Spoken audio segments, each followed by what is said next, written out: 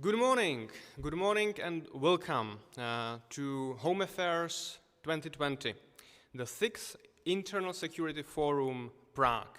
This year, after 6 years of continuous yearly editions of our conference, we have online held conference due to the circumstances.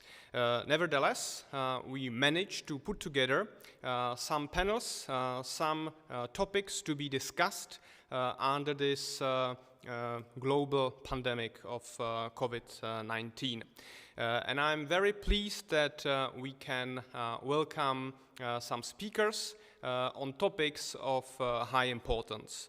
Of course, internal security ranges from cybersecurity to organized crime, and there are many topics that could be discussed and that are maybe somehow neglected when our attention is so much focused on the health crisis or the health issues connected to the pandemic. So I think that this is a good opportunity that we actually redirect our focus from the headlines, which we can see in our newspapers, in the TV and all the media, and actually for a couple of minutes focus on what is maybe not so high on the agenda. Nevertheless, when we speak about extremism, terrorism, and specifically Islamic extremism, we can actually see from the events, recent events in France, that this is no issue that we could neglect, that we could somehow push aside. And therefore, I'm really glad that the first panel this morning, we can look on the topic of Islamic extremism and evaluate to what extent the threat of Islamic extremism is developing, evolving, and maybe even more importantly, how our countermeasures of our governments, of the security forces are actually dealing with this threat, and how they are improving the methods how to counter it, how to prevent it, and so on. Let me say just a important reminder about the whole context of this conference. My name is Radko Hokovský. I am moderator of this edition of Home Affairs. I'm also a proud founder of Home Affairs since 2015, and I will be moderating today. This event, this online event, is organized by the European Values Center for Security Policy, together with Hans Seidel Foundation and Konrad Adenauer Foundation. And we are really proud and honored for their support, without which this online event could not be held. So thank you very much for that. Also, I would like to emphasize that the program today is divided into two events, two panels. The first on Islamic extremism, and the second, which will start at 11:30 Central European time, will be on migration and the challenges connected with that. Also, I would like to remind you that as you follow and watch the discussion on YouTube channel, you can post your question to the chat bar, and when we come to the discussion part, I will be gladly picking your questions and give them to our speakers. And now, who are the speakers who are with us this morning to speak about the challenges of Islamic extremism? We have Saad Amrani, who is Chief Commissioner and Policy Advisor at the Belgium Federal Police, based in Brussels. We have Rebecca Schennenbach, who is chairperson of NGO, an organization based in Berlin called Veto für den Rechtsstaat. And last but not least, we have Dr. Josef Kraus, who is a expert on religious radicalization, and he also heads security and strategic studies at Masaryk University in Brno.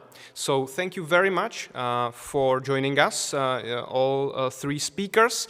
And without any further ado, I would like to ask Mr. Amrani to kick off with his introductory remarks. And the question is how we are, what is the state of play with Islamic extremism in Europe, especially in Belgium, and how our security forces, our governments are dealing with this challenge under these difficult circumstances. Saad, please, the floor is yours. Yes, Radko, thank you for giving me the floor. Good morning, everybody. Just under this difficult circumstances, I will be quite concise. I haven't prepared the presentation, but to answer your question, Radko, I will use just a few bullet points. First of all, we've had our wake-up call in different countries a few years ago, actually in 2015, when you founded European Values. It was a critical juncture for different countries, for all police services and intelligence services, so they had to adapt. So those adaptations have taken place in different countries, specifically with regard to the exchange of information, the way people would share analysis and so forth between services. This has been an issue for many years in different countries. It has been, by the way, an issue in the United States. If you remember, for 9/11, the Americans have discovered that different services were not communicating with each other. So at the European stage, I would say that a lot has happened after the wake-up call. The wake-up call has also illustrated the fact that there were so many gaps. The list of gaps and improvements that needed to take place so long that it would take years for all countries, to fill those gaps. The illustration of that is what happened a few days ago in France. So one might think that after what happened, the Bataclan attacks, the Brussels attacks, and the attacks in Berlin and so forth, that the system would be fully waterproof, so to speak. So, which leads me to the first comment. There is no such thing as a zero risk. There's no such thing as zero risk. There's not one single country or security service in the world that would give a guarantee to a government or to the public that nothing of that nature or not a terrorist attack would happen anymore. It just doesn't exist. Not even in the United States. In New York, if you remember, a couple of years ago, there was a terrorist attack in Manhattan where around 8 to 9 people have died. Some of them, some Belgians who were actually there as tourists. So it was an attack conducted by a lone wolf from New Jersey.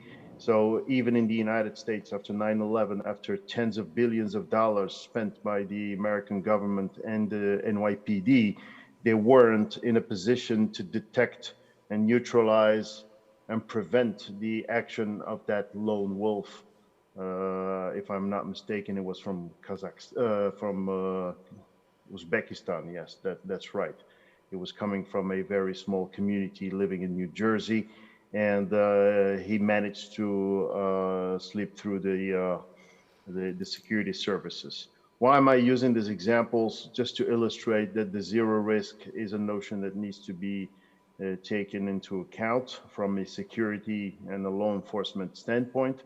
Second, the conclusion, once again, dear Radko, of the Belgium Parliament Commission on Terrorism after the Brussels attacks has come to one major conclusion that many countries and organizations, unfortunately, and think tanks and NGOs and so forth have refused to take seriously or to consider seriously. And that is the fact that we need to address the environment, what I call the ecosystem, in which specific profiles evolve. That's of paramount importance. So if you take the example of 3 days ago, the horrible example of the decapitation of one teacher, so when you look at the profile, based on the information that are available to all of us right now, even the security forces, there is no indication other than what you have seen, on the news so far. That is to say that he did it himself, alone, was surrounded with a bunch of individuals, what I call the ecosystem, some local actors, the local imam, the family environment, and so forth, who were creating or encouraging this kind of attitude. So that's what I mean by the ecosystem. So when you don't have an organization, you have an ecosystem. So we have addressed the issue of Daesh as we have addressed the issue of Al-Qaeda in the past. And every time we think it's going to be over, it's only the beginning of something else. Because this issue has nothing to do with just organizations and organizational aspects. It has to do with what I would call at some point a continuum. So some people say, well, we neutralize this person, we neutralize this group, so we will just move on and we'll be all safe. We've been saying that since the assassination of the Egyptian president some decades ago, where specific groups, not far ideologically, if you want to take it in a very global way, not far from the red line that has been followed by other groups up until now, if you want to call it in a simplistic, very simplistic way, political Islam. So we are far away from the very innocent religious environment or activity that many people have mistakenly considered for different activities, just saying that it's only they're just practicing their religion and so forth. There are different branches, the specialists around the panel here and the various discussions that we've held in different places know very well that there are different schools of thoughts and different elements of historical elements that have led to different trends, and this is something that needs to be addressed. So that would be my next point. Since the environment has not been addressed in different countries, we will still be dealing with this issue of radicalization and local terrorism. Can be a little bit more aggressive or more dramatic in some cases, and it can be limited, like for example the case in France. Despite the horror that has obviously happened, it was not a large-scale attack. So we will still be confronted with that for many years to come, unfortunately. As one American specialist used to describe that, and I would use his expression, is a generational issue. Let me repeat that again. It's a generational issue. So it's going to take a couple of decades before we be able to get rid of that, provided that we address all aspects of the issue and not consider that these are just organizations and small groups like gangs, and that once you neutralize the gang, you neutralize the threat. Actually, there is one thing that hasn't been neutralized up until now, and that is to say the idea, as one specialist used to say, the concept, as I call it, the software, the message. So if you neutralize one group of a bunch of individuals, the next minute you would have new candidates willing to take the message and go forward with that message. That's what happened in France a few days ago. That's what happened also recently in a couple of other countries, and that's what will continue to happen in the next years. So just to synthesize, there are two aspects that need to be that require a permanent effort, a generational effort, so to speak, in terms of improvement. You have on the one side the repressive countermeasures, physical protections, the law enforcement aspect and intelligence, if you want to address it this way. And the second axis of effort, which is to me a critical success factor but hasn't been addressed fully, that is to say the ecosystem, the environment, and the source of software that is, as I'm speaking now, continues to be funneled in our neighborhoods, in our communities, and so forth. And one last example, and then I'll finish my first introductory remarks. Dear Radko, I've just seen in the news yesterday, I think, that the French government is considering, expelling 250 hate preachers from France. So my comment, with all due respect to the French government, of course, because I know it's not an easy topic, it's in different countries.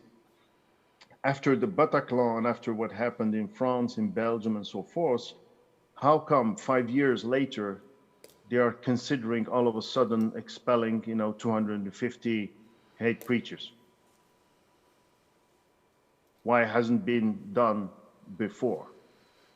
So that illustrates the fact that has been a daunting task and has been very difficult for various countries to address this intricate and complex issue of the ecosystem. So addressing organizations, that's one thing, that's law enforcement, intelligence. Addressing the ecosystem, that's a political and a societal issue, which is quite delicate. Thank you. Perfect. Thank you very much, Saad, for your introductory remarks. And thank you for both mentioning the recent incident in France, and also the recent initiative of the French security forces and courts of expelling those imams. Even though we can say it's too little, too late, I would still be positive and actually congratulate the French government that they have actually came to this step, and I would encourage other governments in Europe and in the world to actually consider and actually use these possibilities which we have our legal systems to actually get rid of those who spread and disseminate hatred and cause for violence. Good. Yes, but dear Radko, just one small caveat. It's very easy to say that we will expel them. On the other hand, you need countries of origin that would be willing to get them back in their country. Right. So if they don't, they will not be back. Yeah. And that what has practically happened in France, I think, a few years ago, where they wanted to expel a bunch of individuals, and the country of origin said, we don't want them back for different reasons. And at the end of the day, they didn't give them a laissez-passer, and they were never expelled, and they still hang around either in France or on the Schengen area and continue, evolving in their daily activities. So it's like, it's we are just running square for certain topics and running out of solutions. And that's the reason why I've always believed in and also in the European level answer. There are many things that we can do as EU in global. With the 27 countries, it's much more easy to lobby for certain things than to do it on the basis of an individual country. Mm-hmm. Yeah. So thank you very much for this addition. This is actually a very important point, what you mentioned about the actual completion of expelling. It's not only about issuing a decision for certain persons to be expelled. It's really also about the relations and even agreements with the countries of origin. And this brings us actually to the topic which we will discuss later on, and that is migration policy and various deals and agreements European countries and the European Union has with the third countries. So even though our counter-extremism systems can very well identify those dangerous extremists, it has to be ensured that also our migration systems and international or foreign relations can actually allow the counter-extremism policy to be fulfilled. And that is still a challenge. And that's why we actually speak about the whole government approach, because counter-extremism is not only about law enforcement, it's also about this prevention and fighting the environment and ecosystem, as you said. And this goes to education and social affairs and even urban development and so on.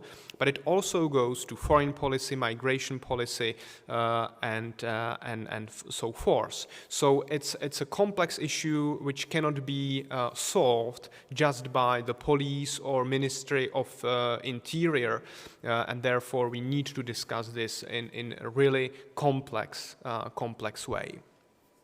I would like to welcome those participants who watch us on YouTube. We have 40 people joined at the moment.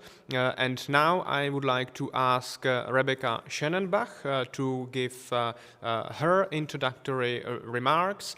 Even though Rebecca is now not based in Germany, she's not sitting in Germany, she will actually focus on the development of Islamic extremism and counter-extremist measures in the Federal Republic of Germany. Rebecca, thank you for joining us, and please, the floor is yours. Thank you for the invitation, Radko, and also thanks to everybody who joins in via YouTube. I'm looking very much forward to your questions. Getting back to Saad's mentioning of the ecosystem, and you, Radko, saying that there's no simple solution. We have to discuss this in a complex way. We always hear the distinction between political Islam, radicals, and have a problem with defining what is dangerous to liberal democracies. So the problem starts with getting, or say, writing up a concise definition of where does extremism start. It starts way before somebody attacks a teacher. It starts way before somebody's wielding a knife or plans to build a bomb. It starts within the ecosystem. And it's not only radicals, it's not only extremists, it's those who support the views of extremists, as Saad said. So my definition where the problem starts is between public and private. Everything that is private. So if you pray at home, if you pray in a mosque, if you celebrate the festivities with your family, all that is private. As soon as you go into the public sphere, as people try to impose gender segregation in schools, try to stop teachers from teaching history, from teaching the expression of freedom, the freedom of expression, all that is public. And as soon as somebody starts to try to impose on the public,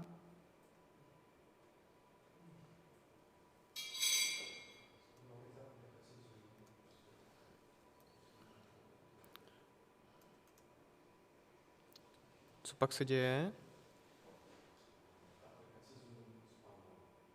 by that, this is the way I look at the Islamic developments in Germany and define or would advise to start countermeasures as soon as there is a movement going towards the public, trying to change the rules. For example, in Berlin, we have the case that we have a federal system, of course, in Germany, and the federal state of Berlin had a law that is called the neutralization law, which protects the neutrality of the state. And that was challenged by women wearing a headscarf who wanted to work as teachers, which would have been forbidden by the law, because it's not neutral. You're not allowed to show any religious symbols in public representing the state. So also not a cross with the church or a kippah. And all this has been challenged by some women aspiring to be teachers wearing headscarves. And one of them recently won a court case because the Bundesverfassungsgericht, the highest court in Germany, said that if there's no imminent danger to the peace, the public peace, then it should be allowed. But they also said if there's imminent danger to the public sphere, then it should be forbidden, and asked to redefine the law. But this is already where we stand. It's not that these women might not be extremists. They might be just practicing their own beliefs. But when they impact pupils by showing their personal beliefs, then there's a question where to start countering with the countermeasures. And that is being discussed in Germany, mostly on the federal level, on the level of federal states, because, for example, education and schools are situated by the policymakers on the federal state level, not on the Bundes level, on the nation state level, which is one of the problems we have in Germany. It's an advantage in some ways because we can address local problems on a federal state level, but we don't have a concise strategy to countering extremism for all of Germany due to the federal state level. So something like Macron announced the Loi sur le séparatisme, that should tackle a lot of the problems in France and comes out in December, the first version, I guess. Something like that wouldn't work in Germany on all levels due to this federal structure. I walk you through some of the movements and organizations in Germany and mentioning their recent developments and some of the issues we have. And then I mention the countermeasures, and afterwards, because Radko asked about COVID and the developments of COVID, I'll just go into that briefly.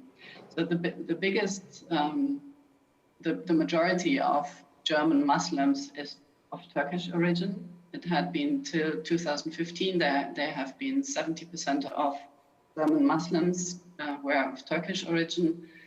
With 2015 and the migration movements and asylum movements that dropped to 50%, the number of Muslims in Germany rose to about 6 million, between 5 and 6. The number is not very clear at the moment, but nearly to 6 million.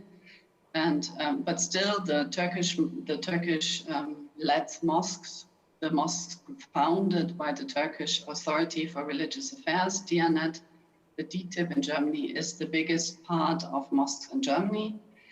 And of course, they always underline that they're independent from Turkey, that they're not, that they don't have to take the advice of the Turkish government. And they, of course, they established a German chair board, a board for the German chairmen who are totally on paper independent from Turkey. But we saw recently with the invasion of Turkish military in Syria that they disseminated Turkish propaganda in the mosques. So in the Friday prayers, they repeated very much the same message that was given out in Turkey. Another problem is hybrid warfare. They started, I think, copying some of the Russian strategy to launch not only newspapers, but also a YouTube and TV channel.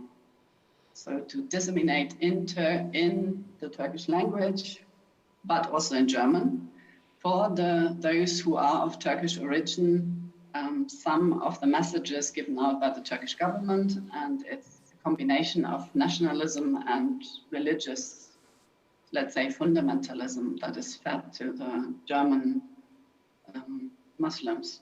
So although most of them are second and third generations, a lot of them still listen to those channels and are quite receptive, open to the message. One of the problems we have is that there are several Turkish organizations. Most of the Islamic organizations don't represent, the official Islamic organizations don't represent the majority of Muslims in Germany. They represent, for example, the Council of Muslims in Germany represents not even 20% of German Muslims, but those who are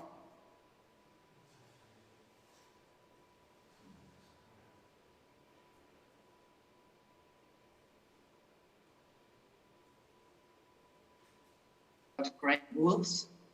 They're deemed by the German domestic intelligence as right-wing, but of course with religious elements.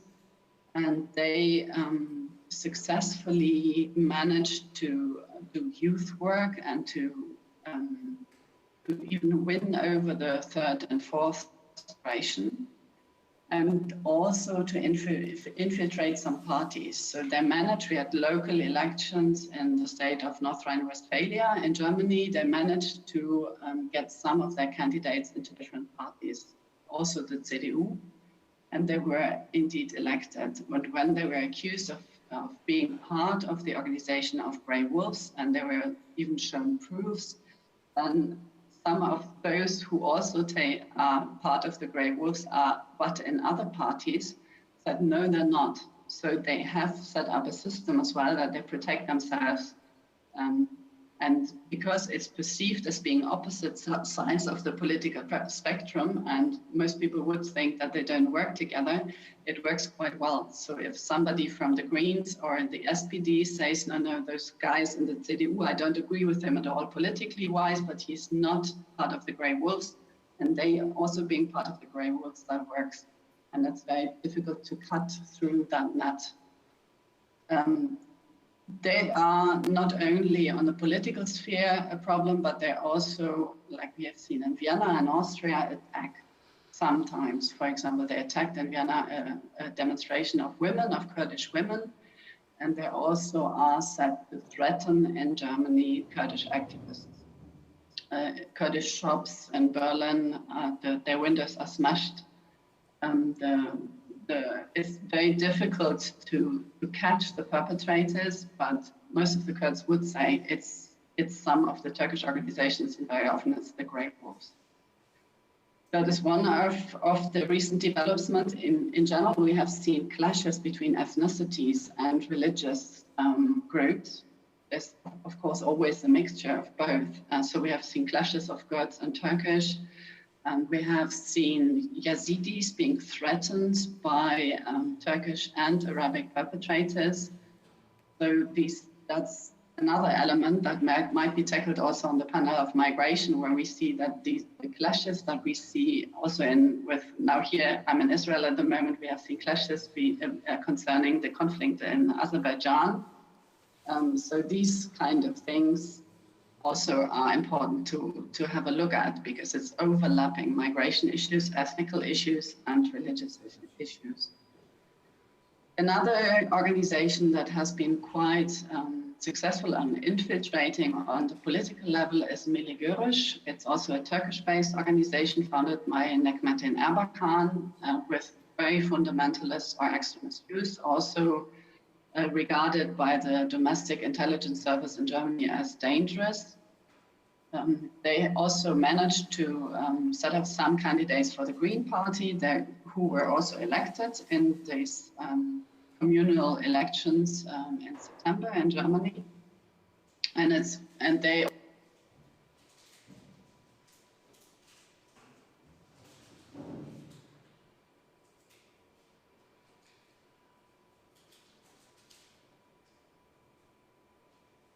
you see that they don't even pretend not to be part of it. They just say it's not important. And somehow it works. Then we have the Ahmadiyya, that's who, of course, are not regarded by other Muslims, but especially the Sunni Muslims, as being Islamic, but of course they themselves deem themselves Islamic. They have state contracts on several federal states in Germany, mainly Hessen. So they have the right to have a say in the Islamic lessons in schools in Germany. And recently, some of the problems became clear in the treatment of women. We had an honor case several years ago, an honor killing of the daughter of one Ahmadiyya, and the head of the Ahmadiyya in Germany had to appear in front of the court and was asked if he would religiously justify this kind of killings. The daughter who was killed wanted to marry somebody the parents didn't want her to marry, and he said yes, because it's our religion. So it's in the court papers that he said, well, if a daughter or even a son decides not to marry within our community, decides to go against the wish of his parents and the imams, then the parents have the right to take measures, meaning even physical measures. That led to some discussion about the role of Ahmadiyyas and if it would really be worth to give them a role on state level, to recognize them as being quite equal to the church. But until now, the discussion is ongoing. They tried to become this kind of church-like organization in other federal states. They didn't manage yet, but haven't lost also their status in Hessen, where they have this church-like status. Then, of course, we have Shiites. You probably are all aware of the Hezbollah ban that was imposed by the German government. It's an activity ban, so it does not forbid the organization as such, but it forbids any activity in the name of Hezbollah. Followed by the ban were raids in several mosques and organizations in Germany, which didn't result in any court cases yet. But the discussion about the ban led to Hezbollah operatives leaving Germany. So being aware that some of the problems could face them, they retracted some of their assets and some of their heads from Germany, and we still have operatives in Germany, but some of their activities were curbed by the ban without even doing something, but just imposing the ban. One of the major consequences was that we have an anti-Semitic and anti-Israel march every year in Berlin, which was bigger than the march in Beirut. It's called the Al-Quds March, and it calls for the destruction of Israel. And there are about 1,000 or even more members marching through Berlin to one of the main streets of Berlin every year at the end of Ramadan. And that march was canceled on the day the ban was issued. So it had some impact. And now, of course, they can take further steps. So it seems to work. Then, of course, with Shiite, we have about 150 Shiite mosques, officially Shiite mosques. The main mosque is situated in Hamburg, where the Shiites also have a state contract with the federal state of Hamburg, giving them the right to also have a say in Islamic lessons and universities and so on. The head of the mosque in Hamburg is seen as the representative of Ayatollah Khamenei. And recently we tracked some of the threats against Iranian opposition in Germany. They received death threats back to the mosque. And of course, they try to argue that it was just a friendly reminder to turn back to the right religion, things like that. But they frequently, and it's serious threats those who oppose the Iranian regime in Germany. And that could also result in attacks. We have seen that several of those attacks were stopped in the last 2 years in Sweden and Belgium and Paris. But also in Germany, we had a court case against an Iranian agent wanting to attack the head of a Jewish organization, but this threat remains. Then, of course, we have the Salafists who are a bit less active than before, also because there were several court cases against them. One of the leaders of those Salafists already left prison. He's deemed de-radicalized. He took part into a program with the Ministry of Interior, and we would see how this goes. There are, of course, doubts that he really is de-radicalized, but he keeps away. There were three main figures inciting the Salafist group in Germany, and he was one of those. And this court case at least forced them to retract a little bit publicly, so they're not going to hand out Qurans in the main cities in Germany and so on. And then, of course, we have the Chechens. As you all know, or probably you are aware, that the attacker of Samuel Paty in France was Chechen, of Chechen origin. And we have a lot of asylum seekers from Russia who have Chechen origin. And recently in Vienna, we had a court case. We have discovered that they threatened women. The women have had the courage to say that they were threatened if they don't abide by an extremist view how to dress, so they didn't cover themselves, they dated men and so on. So they were physically threatened by Chechen members of their own community. We have the same kind of problems in Germany. We have several cases where women in Berlin were threatened by Chechens. And of course, we have the overlap about the Russian policy and the Chechen policy in Germany against opposition. So we had this we have the court case, which is still ongoing, of the murder in Moabit in Berlin, where there's also Chechens of Georgian origin involved in the murder. So these are the main groups. Now the countermeasures. Am I out of time, Radko, or is it still okay? You are actually touching your limit. You're on mute. You are touching your limit. Mute, Radko. You are touching your limit. So please conclude. I'm mute. Can you put me on, please? Radko, you need to switch on your mic because you're yes, mute. I cannot do it myself, sorry. So you are approaching your limit, so please summarize, come to conclusion. Thank you. So as I mentioned, Germany is a federal state, so we don't have one concise program against extremism, but we have several initiatives on federal level and on national level. We have the Islamic Conference, so-called Islamic Conference by the Ministry of the Interior. Last year, they invited for the first time not only Islamic organizations, but also moderates, individuals who call themselves moderates, or liberal Muslims, and one of whom, Seren Ateş, founded a liberal mosque in Berlin that was not well received by the Islamic organizations, but it was a start. But on the other hand, we have a lot of initiatives where the state deals with those Islamic organizations who represent, for example, the Grey Wolves.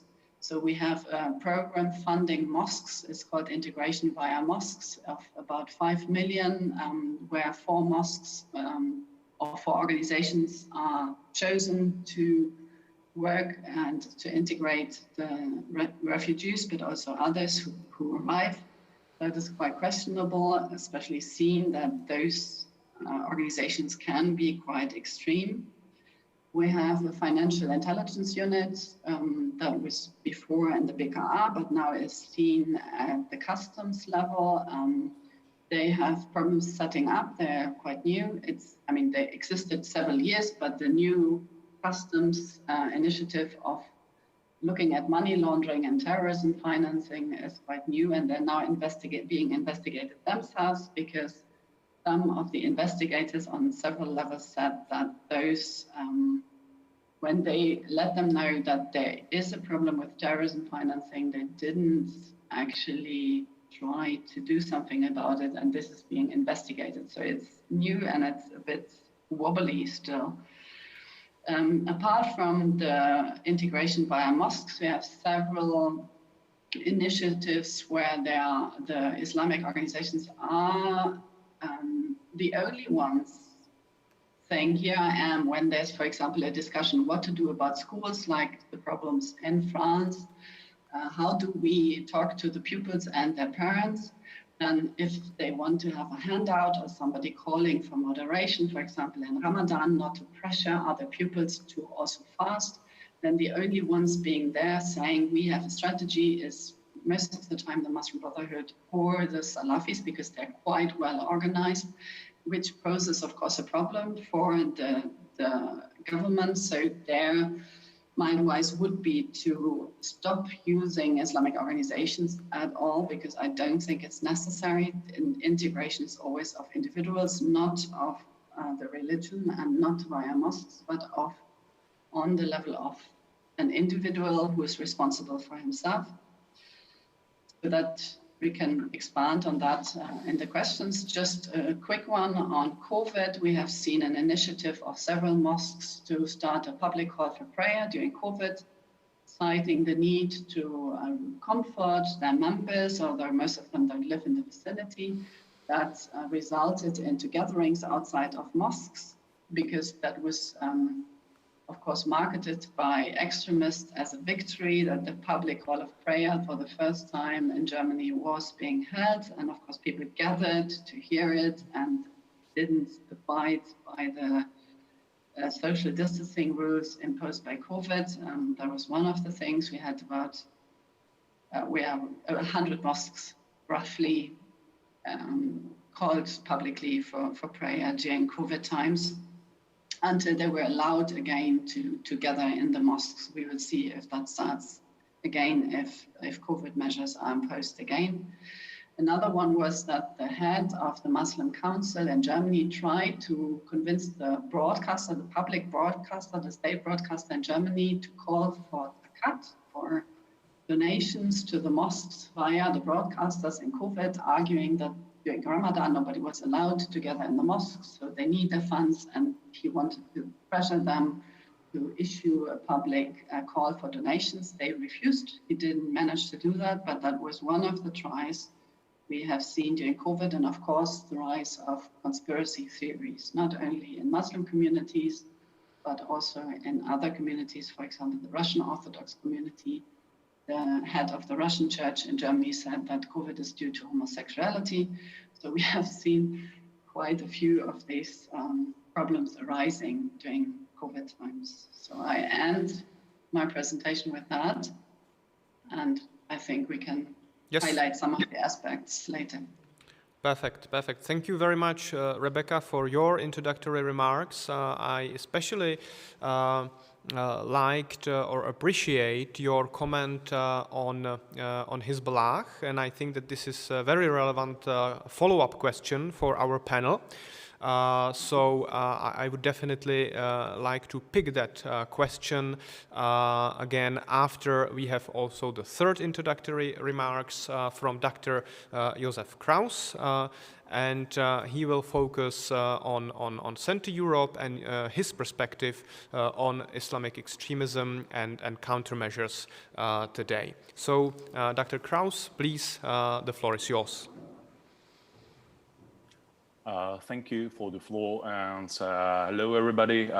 First of all, let me thank you, Rebecca, for her perfect speech, and I found there are plenty of very interesting points, and I'm willing to ask some questions also very much connected to Hezbollah thing, so I'm pretty aware of that. And anyway, Rebecca, thank you for summing up some points I do have prepared for my presentation as well. So now I can skip it somehow, or maybe just make a short summary for that.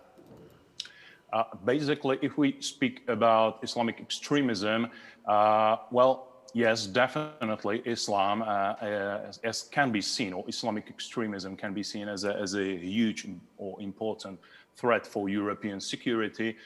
Quite often there is a connection between that and violence or / terrorism, or whatever it is.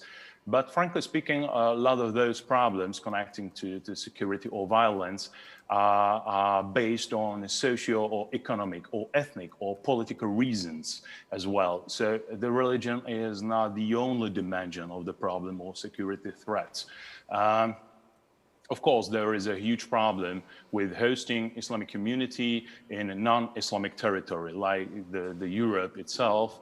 That's why, or that might be the reason why Islam is quite often used as an accelerator for the radicalization of people, and even for the spread of violence and terror or horrors over the hosting population. What Rebecca also mentioned was the importance of denominations in Islam. Worldwide, there are like 90% of all Muslims are Sunnis, while just only 10% there are Shiites. And of course, this proportion might be quite different in Europe in general, and it is definitely different among European states. So the proportion among denominations or other sects of Islam, and it really matters, especially from the security perspective, while those two denominations or their representatives, if we put them into this extreme way or radical way, they literally hate each other, and they are willing to commit any violence against the second group. The battlefield is happening in Europe, so the European security system has to deal with it somehow.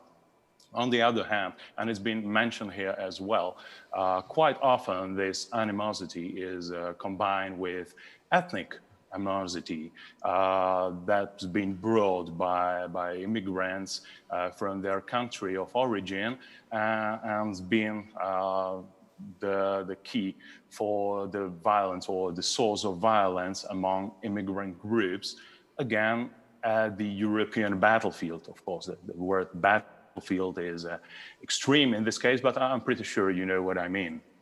Like, what is my point is the Eastern Central European perspective over this issue, because it's kind of different from the Western European perspective.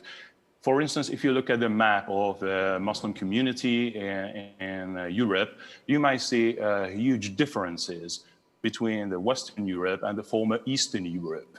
Well, now even some parts of Eastern Europe are parts of Schengen area. We are part of European Union. There are no borders, but still there are these huge differences. Like, okay, we can say maybe 8% of Sweden population are Muslim, 6% of German population are Muslim, maybe, but it's like 0.2 or 0.1% of Muslims live in the Czech Republic, or in Poland, or in Slovakia, or in Hungary.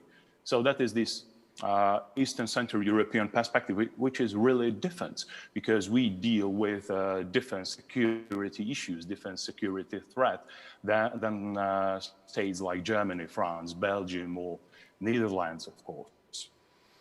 So what is the Muslim community in the Czech Republic about? Why there are just a small number of Muslims in the Eastern Central European states like the Czech Republic, the Slovak Republic, Poland, or Hungary? Well, basically it's connected to the immigration issue.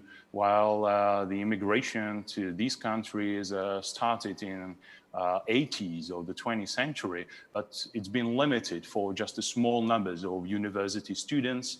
Some of them just stayed in those places, get married, had their families here. So this is like the first wave of immigrants to these countries. And since then, of course, the immigration continued, but not in those numbers as it continues to Germany, which is like the top destination for immigrants from mainly Muslim countries. So right now in the Czech Republic, there's like a very small community of, let's say, 3,000 citizens that are declaring themselves being Muslims, and there are more like 20,000 other Muslims with the immigration background, plus some small number of Czech converts. But frankly speaking, what is this Muslim community about? Who are those Muslims? Majority of them is not organized, or they do not practice their faith in a collective way. So it's somehow part of their identity. Some of them maybe pray at home. Some of them really don't, and don't care about religion at all. There is only one registered association in the Czech Republic gathering Muslims. It's called the Center for Muslim Communities in the Czech Republic. And according to the Czech legislation, it's not even a church. It's like a subtype of this church. So it's like the community, not the church according to the Czech law. So technically we are speaking about a very small portion of Muslims compared to Western European states, but for some reason we are facing the growing Islamophobia in the Czech society, which really affects the politics here. On the other hand, the Muslim community and Islam in the Czech Republic or the Slovak Republic and or other places is not well analyzed phenomenon. We are suffering the lack of data. So we do have to deal with this problem and this issue as well. It's a huge problem for statistics and surveys. Who are Muslims? How can we define Muslim? It's a diverse community. Rebecca said so. There are Turks, there are Kurds. Some of they do believe, some of they don't at all. There are Arabic people, there are Afghanis, Iranians, and many, many other. So the diversity of the Muslim community, even in the Czech Republic, is very much based on this religious denomination, ethnicity, and also faith practicing. Like, okay, many of those really do not practice faith at all. Are there Muslims or not? Well, that is the question. As I said before, majority of Muslims in Europe are Sunnis. But again, we are suffering the lack of data. What are the proportions? If we speak about Shiites in Europe, they are mainly Iranians, Afghanis, or Lebanese people, but that's basically it. But detailed statistics just don't exist. So how can we deal with the community we are not able to define? Basically, there are like two approaches or two attitudes for identification of Muslim or Muslims. First perspective or first attitude is based on their own self-identification. Do they consider themselves being Muslims or not?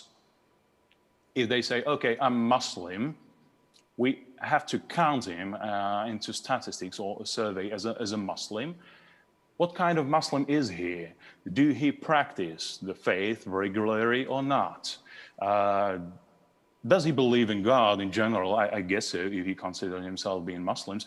But does he practice his faith in a collective way? Does he visit mosques or some praying rooms or whatever? Does he or does he not? Or there is another problem with that. If we say, okay, maybe the guy who said he is not Muslim, we really can't see into his head. Can we exclude him from the statistics or not? Even though we are pretty sure that based on his country of origin or ethnicity or something, he really should be Muslim, right? How can we deal with this problem?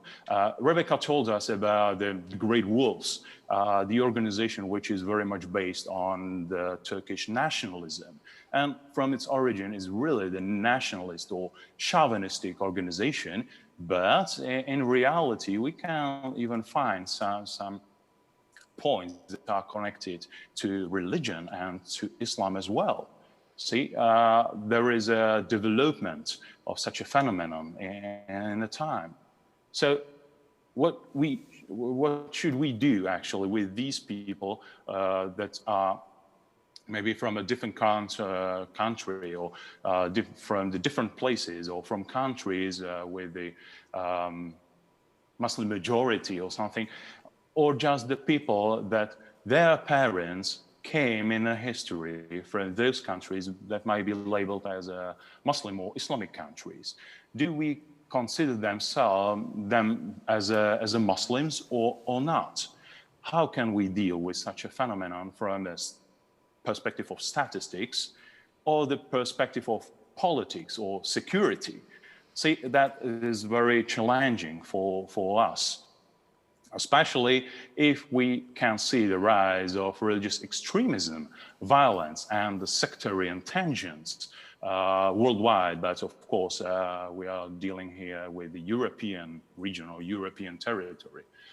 So there are these security issues very much connected to it, and there are these security issues very much connected to immigration, like the violence inside of the community of immigrants, the violence against other community of immigrants, or the violence against the community of immigrants against the hosting population. And of course, even the extremization of hosting population as a reaction to the state, which is current in many places, especially in Western Europe. So there is this really the direct impact of these issues on politics, causing the rise of Islamophobia, xenophobia, populism, right-wing or left-wing extremism, and things like that. So that means that religion has become, at least rhetorically, relevant again, even for many Europeans who've never been to church. Now they are speaking about defending Christian values or European values or whatever it is. Those people do have a problem to define those, but still they are proclaiming, they are defending those values. Against who? Against them, against the others, against Muslims. Now let's get very briefly to this Eastern Central European perspective, because it's quite different story. I tried to generalize somehow. Of course, Germany is part of Central Europe, definitely, but our situation, it's kind of different. That's why I'm using this term East Central Europe to define those states, the former communist state, that are dealing with total different issues in matter of Islamic extremism and security. As said before, there is just a small Muslim minority over there, but even though it has its high political and security relevance, and there is a high attention of security forces put on the Muslim minorities in the states like the Czech Republic, for instance. Frankly speaking, there are plenty of special police units or bodies that are dealing or putting attention on Muslims. There are special units or bodies of secret services that are focusing on the same topic as well. And there are these jokes saying that each member of the Muslim community in the Czech Republic is in some cooperation with a different kind of police or intelligence or something in the Czech Republic. Like, really, it's a small place and the numbers are really small as well. So it's not the problem that the security forces are not seeing what is going on inside of the community. The threat, which is very much articulated here in the Central Eastern Europe, is the threat coming from the West, from the places with the bigger Muslim community, from the places where there is a problem with Islamic extremism. There can be a spillover effect to the Central Eastern Europe because there are no borders. We are in the Schengen area. Some people, and there is an evidence of that, some people like Islamic extremists from Sweden, Austria, or Germany, France, or Belgium, or other places, are using the Czech Republic, the capital of Prague mainly, as a safe haven for them. They can easily meet there. They can plan the attacks in Western Europe. And there are evidences like that. So basically, there is a low risk of extremization or terrorism based on the Czech Muslim community, but there might be this risk of a spillover effect from the Western Europe to Eastern Europe. What is the biggest issue, or let's say a challenge for the security system dealing with the topic of Islamic extremism or even terrorism, is the problems of synchronization or coordination or cooperation of security forces or even prevention institutions. We are definitely suffering the lack of those. at the national level, I mean at the level of the Czech Republic. Saying again, there are special parts of police that are independent on each other dealing with this topic. There are special parts of intelligence and counterintelligence dealing with this topic as well. And they are not synchronized, they are not coordinated, they do not cooperate, they are actually competing each other. And it's quite natural for the intelligence environment that some parts of these for this environment are competing each other for the access to the information or the access to budget maybe or something. So that's the national level. But even more challenging is the international level, because there is this international dimension you have to add to this rivalry among different kinds of security systems. The rivalry or competition between states. And logically, really, these parts of the security system based on a national level are not somehow willing to share their sensitive information coming from the intelligence. So sharing with someone else at the national level, and even worse, with someone else at the international level. That is the crucial thing. That is the biggest challenge we have to face in this counter-extremism fight. These measures really have to be taken on the European level, definitely, at the Schengen level, definitely. But who should be responsible? Who would put a pressure on these national level actors to share, to cooperate, to coordinate? See, we are suffering the lack of body which might be responsible for that and which might be willing to put a pressure on those institutions on the national level. Plus, again, speaking especially for the Eastern Central Europe, we do suffer the lack of broad counter-extremism attitude and measures. We do have this chance to learn our lesson from the Western European countries, from Germany, for instance. But do we do enough for that?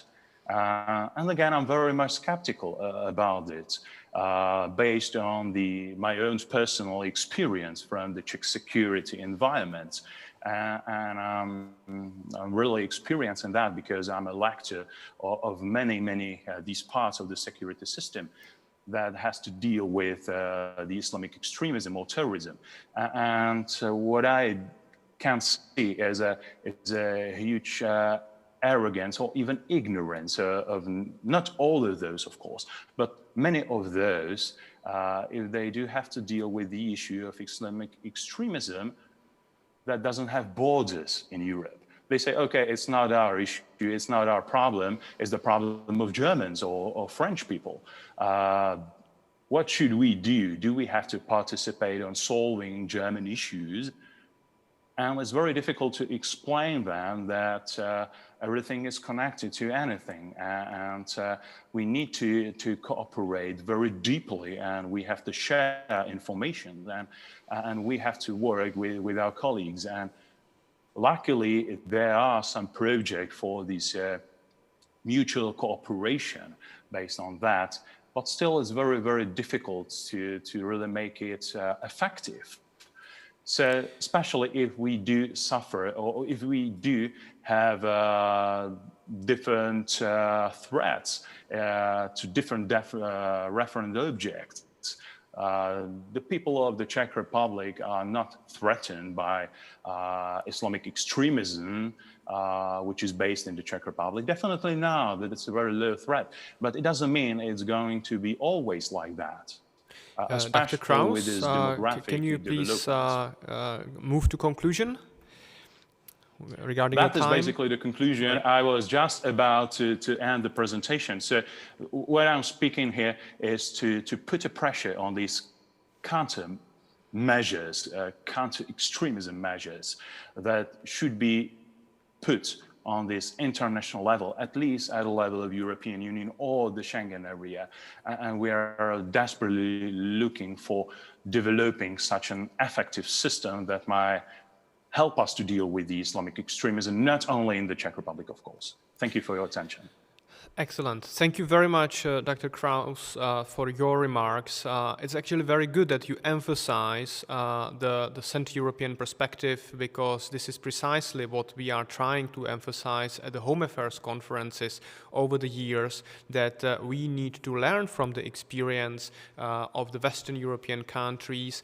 And even though that the threat is not imminent, we are facing the threat connected to the development in Western European countries, and for that we need a better trans-border and international cooperation within the EU.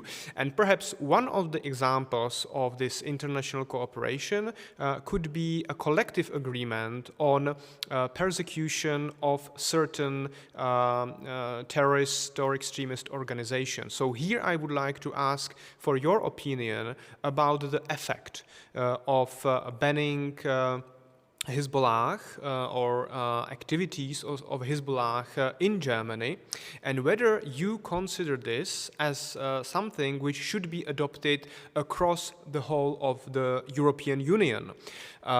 So this will be my first question for the concluding round. I have already gathered some of the questions from our participants. So I will add another question regarding Muslim Brotherhood.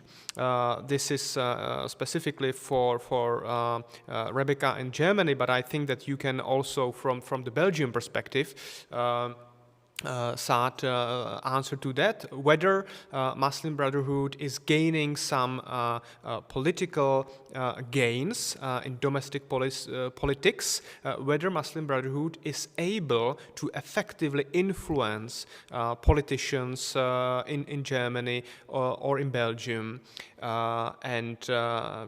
having them as their allies in pursuing and pushing through their political agenda. Another question which is specifically for Germany, but again it could be generalized, is regarding high level of privacy protection and therefore ability, especially in Germany, for extremist organizations to operate unnoticed.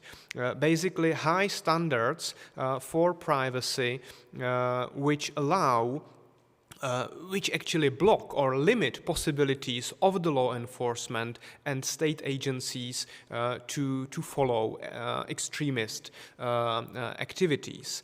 So whether you could, Rebecca, comment on this in Germany. And I'm sure that if time allows, we will go back to some other questions as well. But now I would like to ask Saad to start answering this round of questions. Please. And your mic. Please turn on your mic. Sorry, it's better like this? Yeah, always forget about it.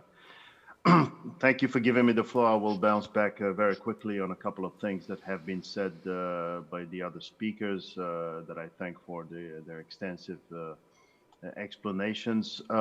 Based on the last two interventions, I would say we can realize that the necessity of working on that famous ecosystem, that is to say, making a thorough stakeholder analysis, who's who. There are many organizations, very interesting ones, by the way, that Rebecca mentioned. Dr. Kraus mentioned also, the variety of the Muslim community. It needs to be clarified. And of course, this is one of the mistakes that has been made in the last 4 or 5 years. There is no such thing as a Muslim community. So you have seen it in different interventions in different countries by some observers, analysts, pseudo-analysts, and so forth. They talk about Islam. There's no such thing as one Islam. There's no such thing as the Muslim community. Just to take a simple example, you have the Sunnis and you have the Shias, two different ecosystems with two different dynamics and geopolitical influences. The second thing is the point that Dr. Kraus made with regard to cooperation between agencies, national level, international level. What I can say is that there has been a lot of progress made since 2000, let's say 15, at least on the European level. Is it perfect? No, but some progress has been made. Second, the European coordination for the information of everybody, this has been put on the table. Even, for example, the creation of a European FBI, for example, to make sure that all the information is treated in one place in a centralized fashion and so forth in a coherent way. This idea, for all clarity, has been politically refused, okay? At the European level. There has been some discussions, so even if it sounds like a good idea, it's not, has been accepted politically.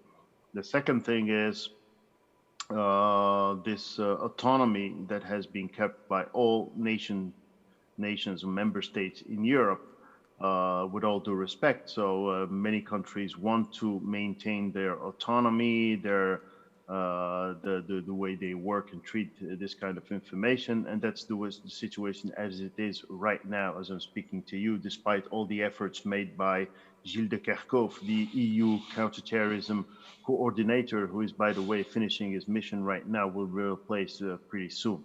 So he has tried very hard in the last 10 years, I would say, to make some progress with that regard. It's not an easy topic. It is what it is. One last comment, going back to what Dr. Kraus said. May I underline two elements that I think are critical. The first one is every single country, agency, police force, intelligence, I would say, organization, specifically, you know, from a political standpoint, everybody has his own definition of extremism. So there is no such thing as one definition of extremism and radicalization, and even the character of being a terrorist organization, about which we can say everybody agrees about it.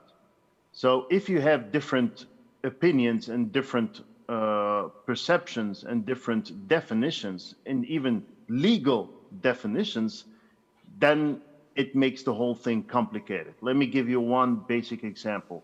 The foreign terrorist fighters, those who went to Syria to fight with Daesh and coming back to Europe. In some countries, in my country, we locked them up, and they are they will be going through a legal procedure.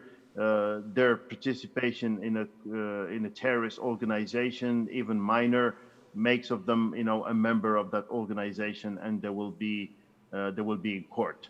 In other countries, and I will not mention them out of politeness and diplomacy, I would say, when they came back, they were not going to jail and going to court.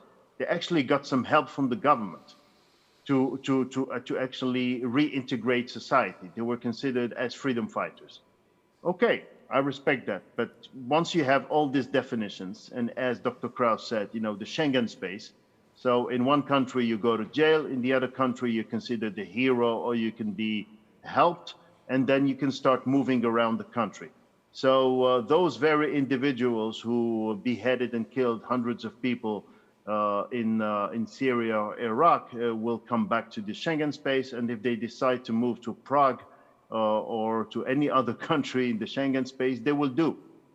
And if they want to develop an environment or a small group and so forth, they will do it.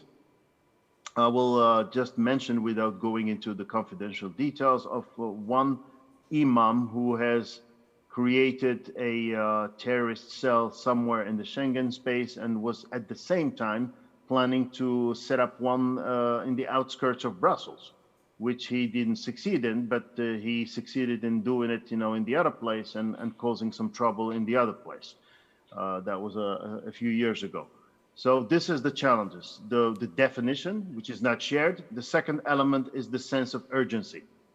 Okay, in some countries, we do feel that sense of urgency because we have the pressure of certain groups, and we have the pressure of linked to some geopolitical situations and issues that put pressure on a specific country, be it France or the UK or another country.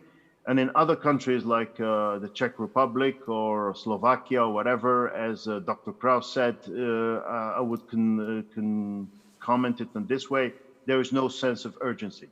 But people do forget some technicalities, the Schengen space, the possibility for people to move around, and the very basic idea that some individuals and groups have a tendency and even the mission of expanding their activity whenever they can, wherever they can.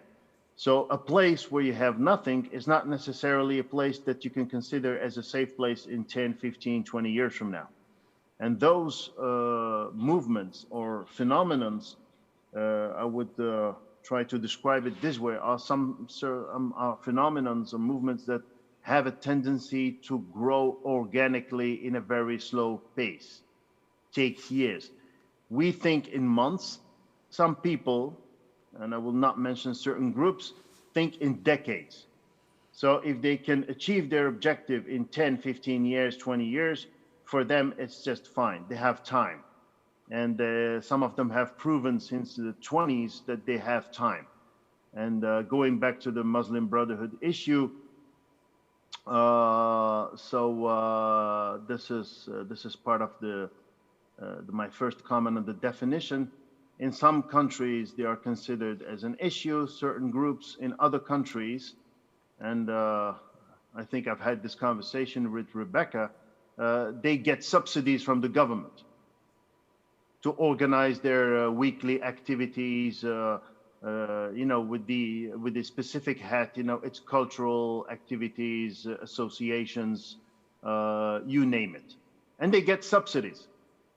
So because the risk analysis and what I call basically the stakeholder analysis, who's who, what are the historical perspectives of those groups. If you are a little bit, not necessarily a highly qualified person of a very good specialist, just somebody who's a little bit curious, you take a dive back in history and you know what they are all about, you wouldn't give them as a Democrat any subsidy whatsoever, because their point and their objective is to actually undermine, the very environment in which they are evolving. So, which leads me to the comment that some groups, dear Radko, they are so sophisticated. Their representatives and members are highly educated, highly sophisticated. They are also dressed like you in dark suits, and they look like businessmen, talk like business people, and use some very specific techniques and approaches, like lobbyists. And actually, to answer your question, it's a little bit too late. They have already made a strategic rapprochement, as we can call it. It's a French word, but used sometimes by English speakers, but I like it in a diplomatic way. So le rapprochement, the rapprochement. So it has already happened. They are all over the place and at the highest level that you can think of. This is what we call in French entrisme. Rebecca mentioned the group that has even managed to get elected in a political party in local elections in Germany. I think it's pretty much the same approach all over the place. So they don't walk around with a t-shirt that says, we are deeply extremist and we are aiming at undermining your system in the next 10 to 15 years. They will not talk like that. They're not that stupid and so forth. So I think this is what we should pay attention for in the future, not the bearded guys who walk around down the streets and and are aggressive with regard to people and to society. That's one thing. And I think one of the threats that people are not talking about, certainly not at the political level enough, is actually this very sophisticated threat that has time or uses the calendar as an advantage. You know, they takes 10, 15, 20 years, so they will do it, and they have the means for that. So thus, in other words, to conclude, I would say that the threat is mutating.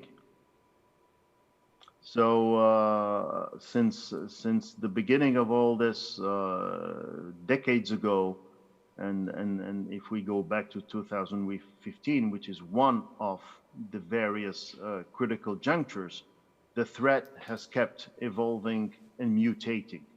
And as I'm speaking to you, you know, these people are smart. They have drawn the lessons, you know, from what happened in the last 4 years, 5 years. They have drawn the lessons of what can be useful with regard to social media and to the digital platforms and what I would call the digital agenda. So it gives them a different margin of maneuver. With regard, once again, and we've discussed it last time, Radko, prohibiting the existence of certain organizations, it's not that easy. We've mentioned with regard to migration and other things, you know, the legal challenges and the administrative challenges of carrying out certain deportations and so forth. Same goes for those organizations. So since we don't share the same definitions of what is a problematic organization, what kind of portion of the global Muslim ecosystem we are talking about, as has been mentioned by Dr. Kraus. And since we are in a Schengen space, if you forbid my organization, I will move 25 kilometers further beyond the border. And what we have also noticed is that those who are settled legally somewhere tend to actually have a radius of activity beyond the borders 35, 50 kilometers further. So if you have something in Germany, you can be sure that they are taking care of their friends in the Czech Republic, even if the Czech Republic has a different position. So the sense of urgency is not the same, the definitions are not the same, and I think if there is any effort to be made in the next, I would say, 5 years, would be at the EU level. Hence the importance of the job of the EU counterterrorism coordinator. So we'll see who's going to replace Monsieur de Kerkhove, probably his deputy. I know she's aware of a certain number of things. I know that Gilles de Kerkhove has underlined throughout the years energetically a certain number of the elements that have been mentioned today, sometimes in vain. So it remains a challenging issue. Thank you. Thank you very much, Saad, for your remarks. And just beware of the time. We are already over our limit, but please, Rebecca, now is your turn for your answers.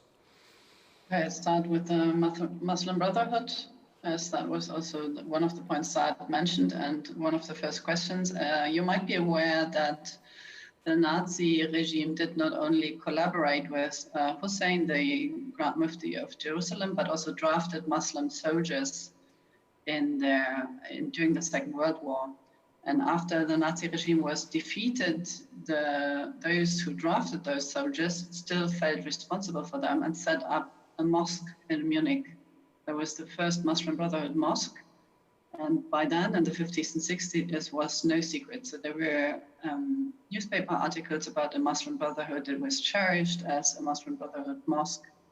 And only when it became clear with the radicalization of all Islamic movements in the 70s, they refrained from publicly stating that they were Muslim Brotherhood. And since then, as Saad said, you will see people moving around in business suits, discussing on a political sphere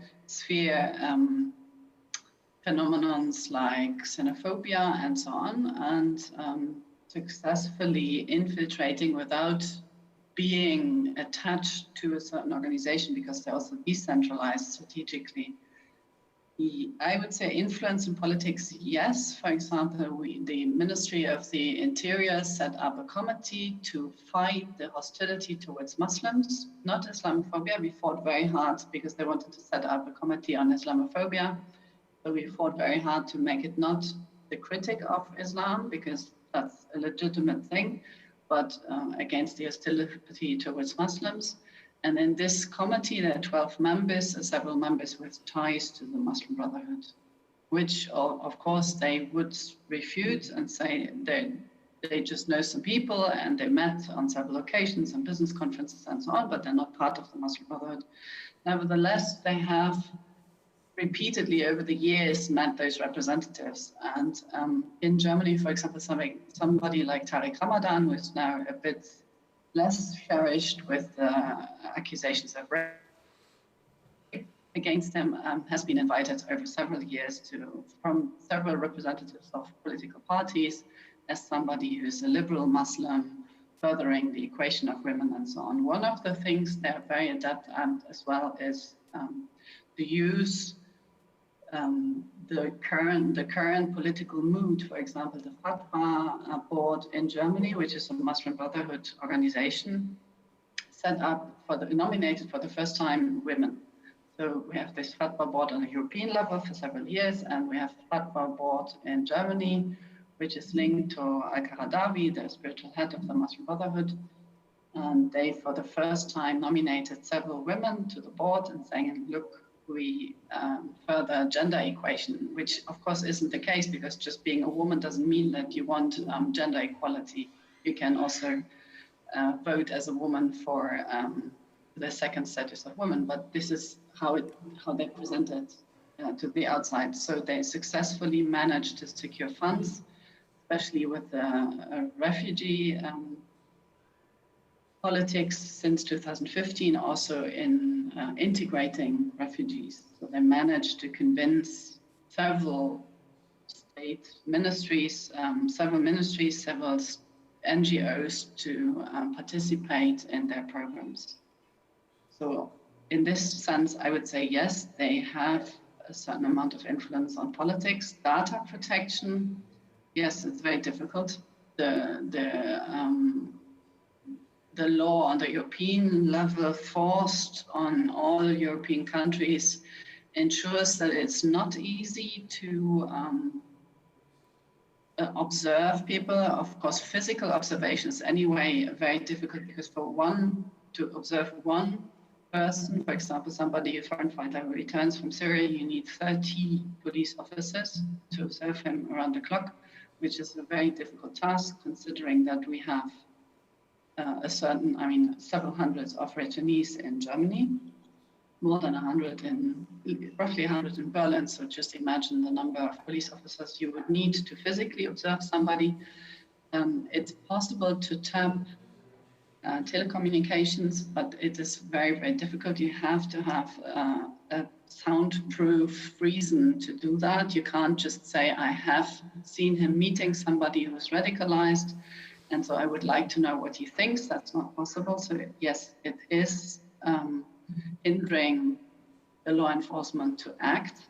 Also, we know that there's a certain pattern when somebody is radicalizing himself. For example, in Israel, they have a system that they see somebody's watching certain videos and he's sharing them on Facebook or Instagram or whatever, and saying himself some of the things that Al-Qaeda or ISIS would say. And then the end of that process is it can be 2 weeks, it can be several months.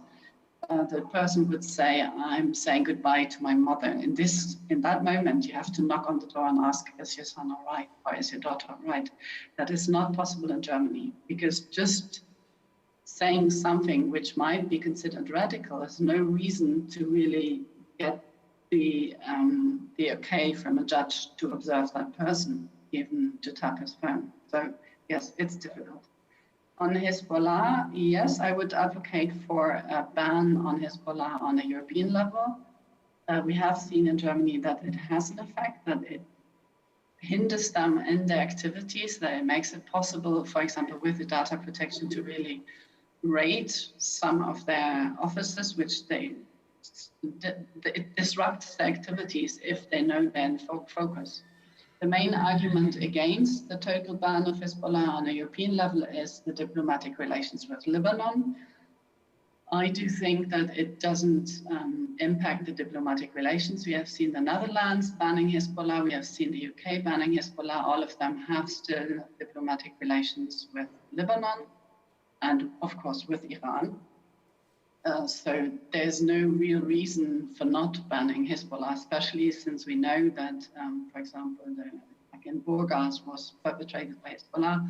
We know that we have ammonium nitrate caches in Germany and France and so on. They're being moved now in Germany because we know now through Israeli intelligence that several cells of Hezbollah were planning attacks throughout Europe.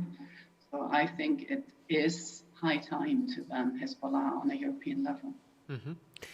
Thank you very much, Rebecca, for your concluding remarks. And now, Dr. Klaus, please tell us.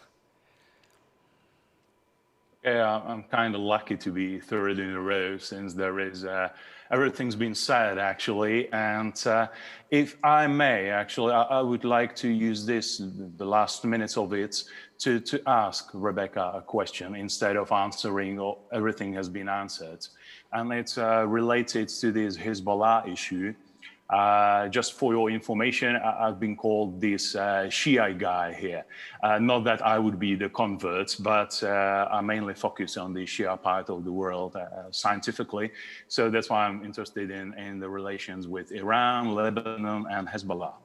My question is, I'm trying to find these answers. What was the main reason for German authority to suddenly ban or blacklist Hezbollah at the German territory? Because there's been no secret, like in the past, German counterintelligence had the contact with Hezbollah members at the German territory. They were allowed to be there to make any activity in case they would inform the German security authority about those.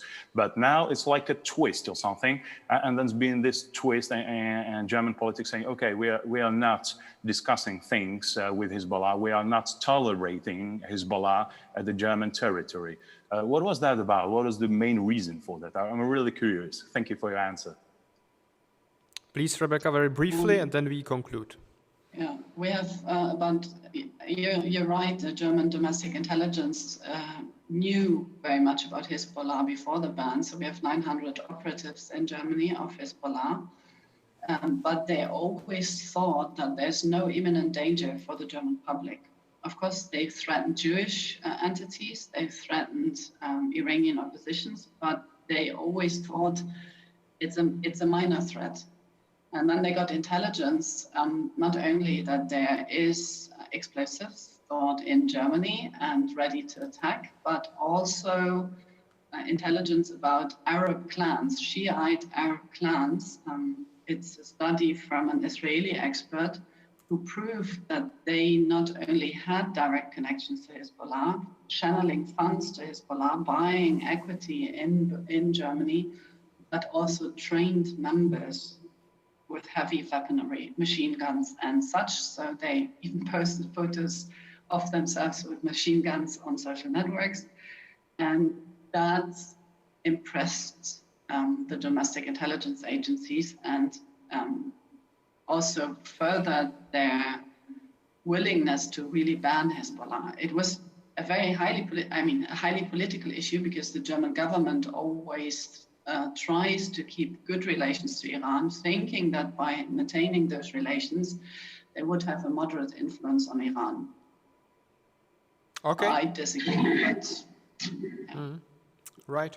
Perfect. Thank you very much. This is very interesting question and topic to be analyzed also by other European countries, but we don't have time to discuss it any further. I would like to thank very much to our speakers, to the panelists of the first panel. I also would like to thank to our viewers, and in about 15-20 minutes we will continue with the panel on migration policy, so please stay tuned and ready. And for this moment, thank you very much, and let's look forward to better times to discuss these issues in person. Very nice rest of the morning.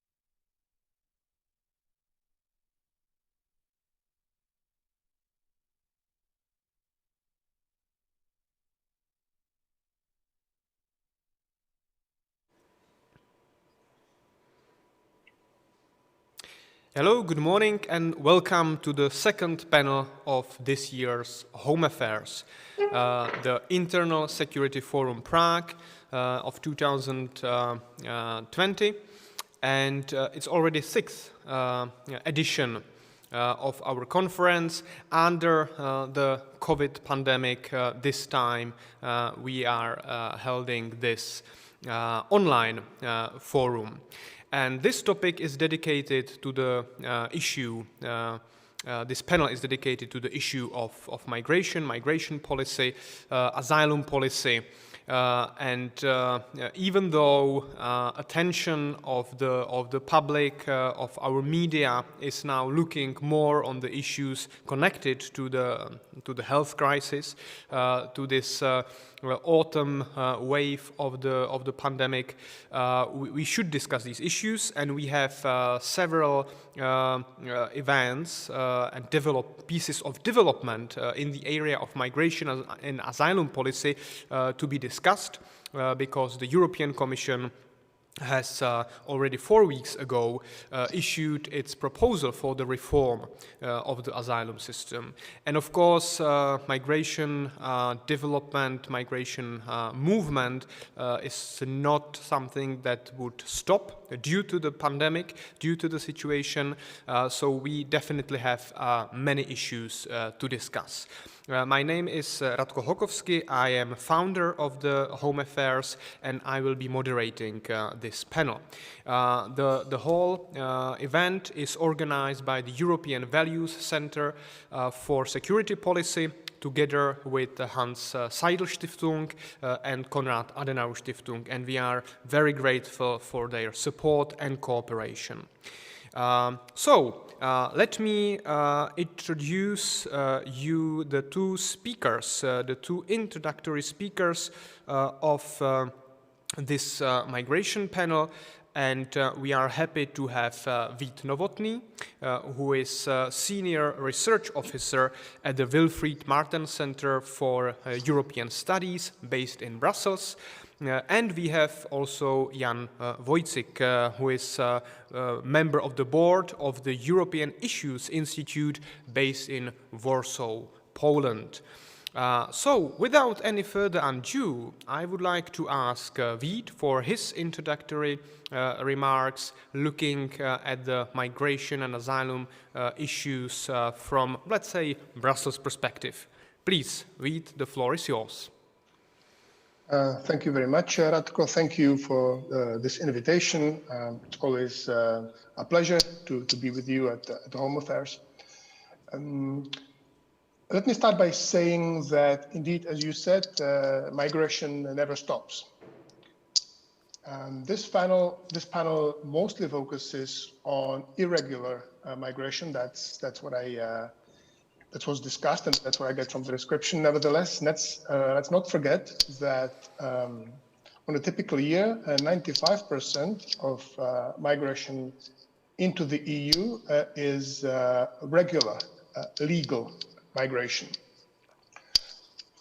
be it for the purposes of people finding jobs, looking for jobs, reuniting with family, getting married, studying, coming as tourists. That typically counts as not as a typical migration, and that's outside the 95%, as I mentioned. But let's not forget this big variety of migration movements. When we do focus on irregular migration, which is the smaller part of mobility, and that's what our panel today is about.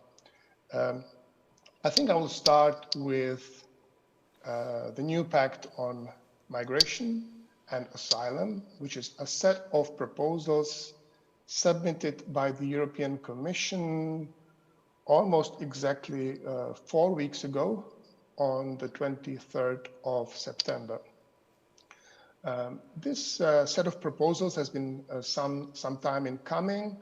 The new Commission under Ursula von der Leyen worked on it since it was elected back in the summer 2019, and especially Commissioner for Justice and Home Affairs, Ylva Johansson, a socialist from Sweden, and Margaritis Skinas, the Vice President for promoting our way of life. He's a member of Nea Demokratia, a center-right Greek party. So these two individuals led the efforts to prepare new proposals for the reform of the asylum system of the European Union. When the proposals were presented on the 23rd of September, they were met with some surprise. It looks that although the member states were consulted in the preparation of those proposals, many of the details were kept secret, and the Commission made them public only on that day. Although I myself was not privy to these consultations, so I do not know what exactly was and was not discussed. Why a reform of asylum system in 2020? Some people ask this question. After all, irregular migration movement towards the EU are at a 5-year low. They are somewhere at the level of the early 2010s. Why do we need that? The reason is that despite the low numbers, the EU still hasn't reached a workable method of handling asylum claims. This can be seen, for example, in the continuous dramas of search and rescue operations in the Mediterranean, where even the smallest number of people trying to cross into the EU can create a small or middle-sized international crisis where European governments haggle with each other over who will rescue those people, where they will be disembarked, and how they will be distributed afterwards. So even very small numbers of asylum seekers or migrants, very often without valid asylum claims, can cause big problems for the EU. And let's also not forget the situation on land, Greece being a case in point. As you know, Greece was subject to a blackmail attack by Turkey back in March, where tens of thousands of migrants, mostly Afghan, were taken by the Turkish authorities to the Greek border and were instructed and told that the Greek border was open, which it wasn't. And some of them made it to the Greek territory, either by sea or by land. And even before then, Greece has been faced with a massive migration pressure, which has been contained, yes, to a large extent, thanks to the EU-Turkey deal. But nevertheless, the EU-Turkey deal is not perfect.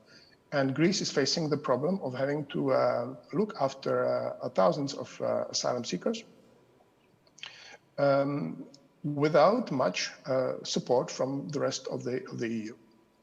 So these are one of the two examples or reasons why a new asylum policy is needed. And let's not forget also that the relatively good times, in quotation marks, that we are facing now may soon be over. We never know when a new migration crisis is going to come, and we don't know where it's going to come from. Yes, our intelligence is getting better. Yes, FRONTEX and other bodies are getting better and better information, but it's not perfect. And so we have to be prepared for a new occasion where a massive migration flow will occur again. And that's why this is the good time, I believe, to indeed talk about asylum reform. One major reform has been successfully completed or is being completed, and that's the reform of FRONTEX, the European Border and Coast Guard. A piece of 2019 legislation agreed by the European Council, by the Council of the European Union, in one of these configurations, but nevertheless agreed by the member states and the European Parliament, is gradually endowing FRONTEX with its own powers. And FRONTEX is hiring new people, And first of the new officers with the FRONTEX uniform, which is a novelty, will be deployed in January 2021. There's a plan to gradually increase the number of Frontex's own officers up to the level of 10,000 own officers, partly directly employed by Frontex and partly on a permanent secondment from the member states. So in 2027, which is the probable date of reaching this state, the EU will have a fully fledged law enforcement agency guarding our borders with 10,000 people. Helping when we talk about migration with registrations, fingerprinting of people crossing the border, and also, of course, assessing the risks for migration, but also helping with returns. This is a strong mandate for the new Frontex to help the member states with coordinating and executing repatriation operations for those people who either never launched an asylum claim or whose asylum claim has failed. Now, there are many other aspects to this. Perhaps I could mention the EU's cooperation with Turkey. I am one of those who keep saying that this cooperation is needed, is required, and the EU should be glad that it has a partner, a country with which it can work on migration issues. As you know, the 2015 and 16 migration crisis brought about 2 million people coming through Turkey to Greece and further into the EU. They were mostly Syrians, people fleeing not directly the conflicts in Syria, but Syrian refugees residing in Turkey who, for various reasons, saw a better life in Europe. And we all know the political consequences of this wave. This migration crisis has deeply divided the European Union since then, and we are still dealing with the political aftermath of this crisis today. Thanks to the foresight of our leaders, an agreement was reached between the EU and Turkey in March 2016. According to which the EU member states pay a lot of money to international organizations and NGOs working in Turkey, organizations that work with refugees. Some of the money also goes to healthcare. The EU directly pays healthcare bills, for example, in Turkish hospitals. A lot of money goes to schools, to education, counseling, job creation also in Turkey. In exchange for this, Turkey is preventing people from entering the European Union, either by sea or by land, and is doing its job of stopping the smuggling gangs who sometimes do assist the migrants attempting to cross into EU. This failed. This whole scheme failed back in March 2020, this year, for domestic reasons in Turkish politics.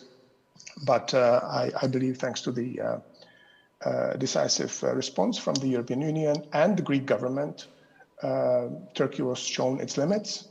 And perhaps the COVID crisis also caused that the flow slowed down. Hasn't died down completely. The flow is still there, and the Greek government is facing the big challenge of some boats coming from the Turkish coast to the Greek islands. Perhaps I will mention a word or two about NGO operations.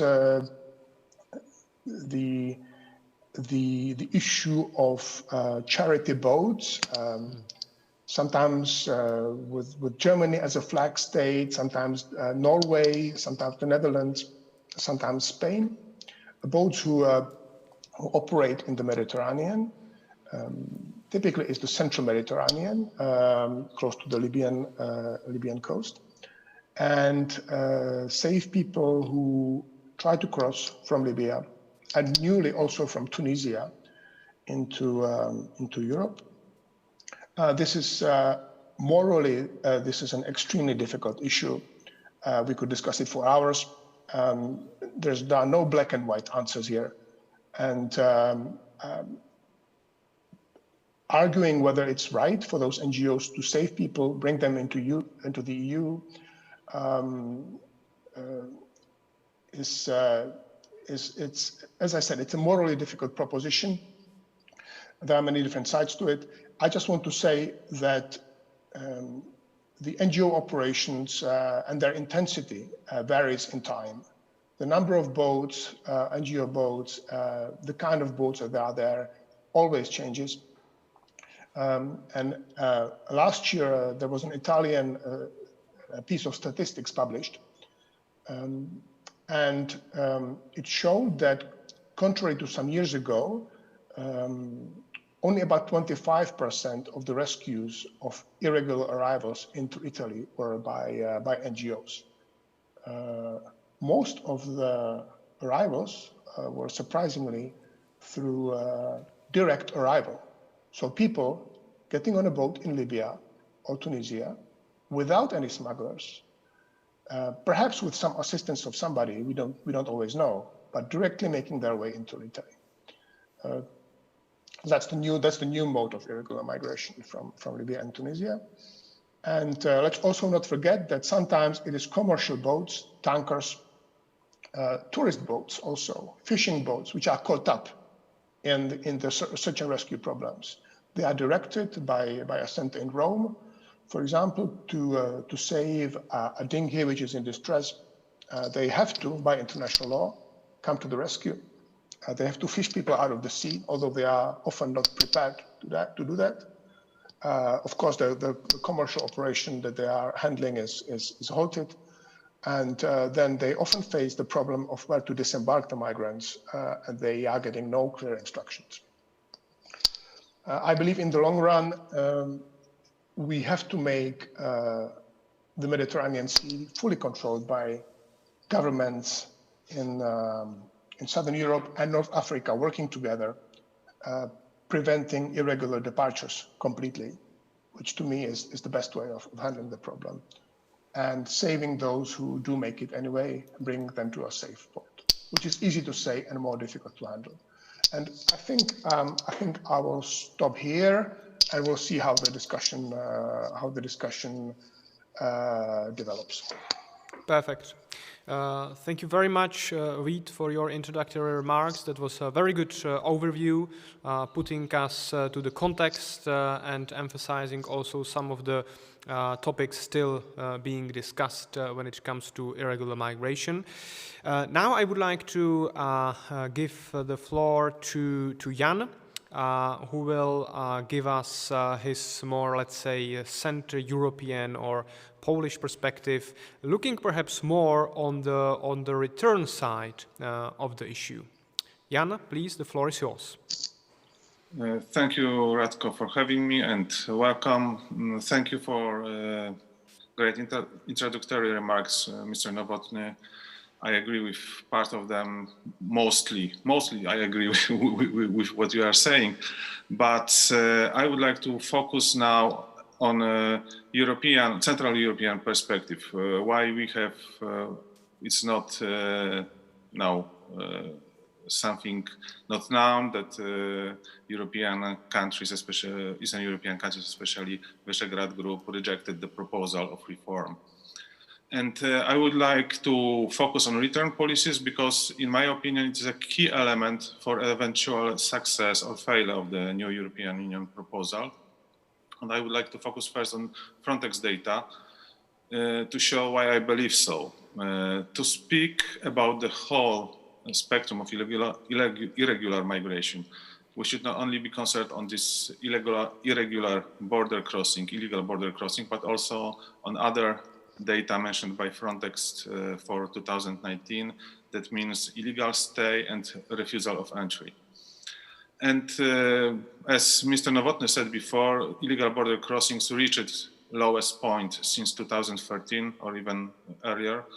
There were only 140,000 detected illegal border crossings, and most of them was through sea, and one-fifth of them in 2019 they were Afghanistan nationals.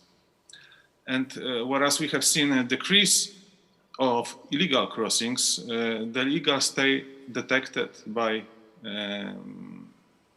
European countries increased by 10% from year 2018, reaching above 400,000 yearly. And main nationalities of illegal stay detected were Ukrainians, followed by Moroccans, Albanians, and Algerians. There was also increase in refusal of entry, again by 10% to 212,000, and half were Ukrainians and Russians. So when we, in discussion in European Union, we focus mostly on Italy, Greece, and Spain. As shown, Poland and Eastern countries are also exposed to inflow of irregular migrants, but they are not recognized as illegal border crossings, and they are not posing a threat, posing an issue, posing a problem to European Union. Why?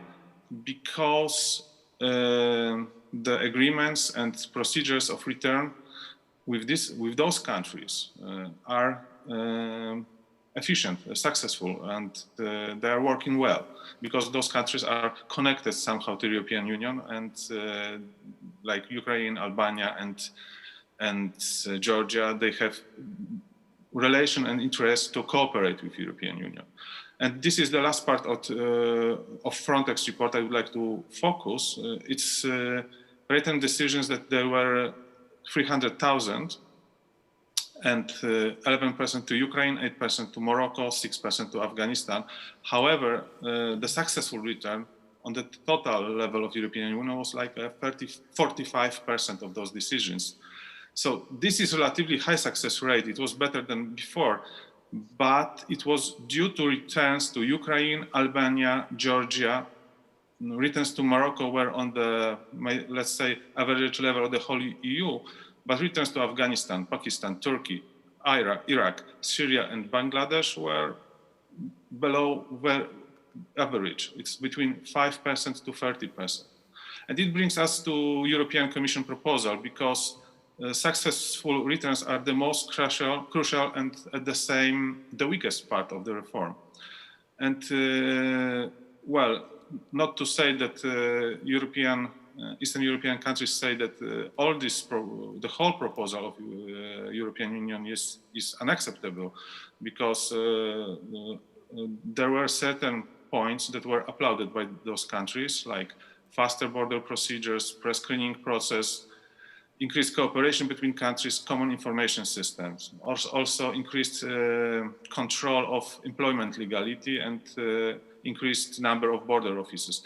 These all things are applauded by Central Eastern European countries, but the last part of every procedure concerning illegal migration, providing that it will not finish as international protection, as some form of international protection, it's deportation or voluntary return. And here we see that on the FRONTEX data, that European Union needs to do more about these returns and deportations to those countries that are actually the source of problem and source of the intra-European discussion. And well, to make long story short, unless EU has effective return policies, we are going to suffer the same problems with illegal migrations and unending discussions on sharing migrants. And European Commission, what I think created disagreement from the Central European countries, made this weakest point like something like core of the solidarity mechanism, because European Commission proposes that countries should take part in relocation mechanisms by sponsoring return procedures.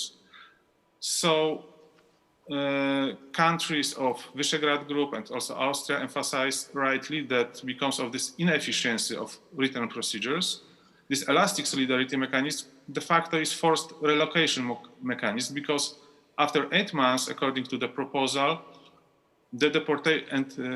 when deportation is not successful, sponsors of the deportation have to accept those illegal migrants. So in view of Visegrad Group, it's not a progress from proposal from 2015, but it's a regress, because it leads only not to relocation of verified person qualifying for international protection, but simply for illegal migrants. And in the morning panel about Islamic extremists, Saad Idris Amrani was talking about decision of French government to deport 230 radical extremists. And he said that probably it won't happen because those countries are not accepting them, even though these are extremists of dual citizenship.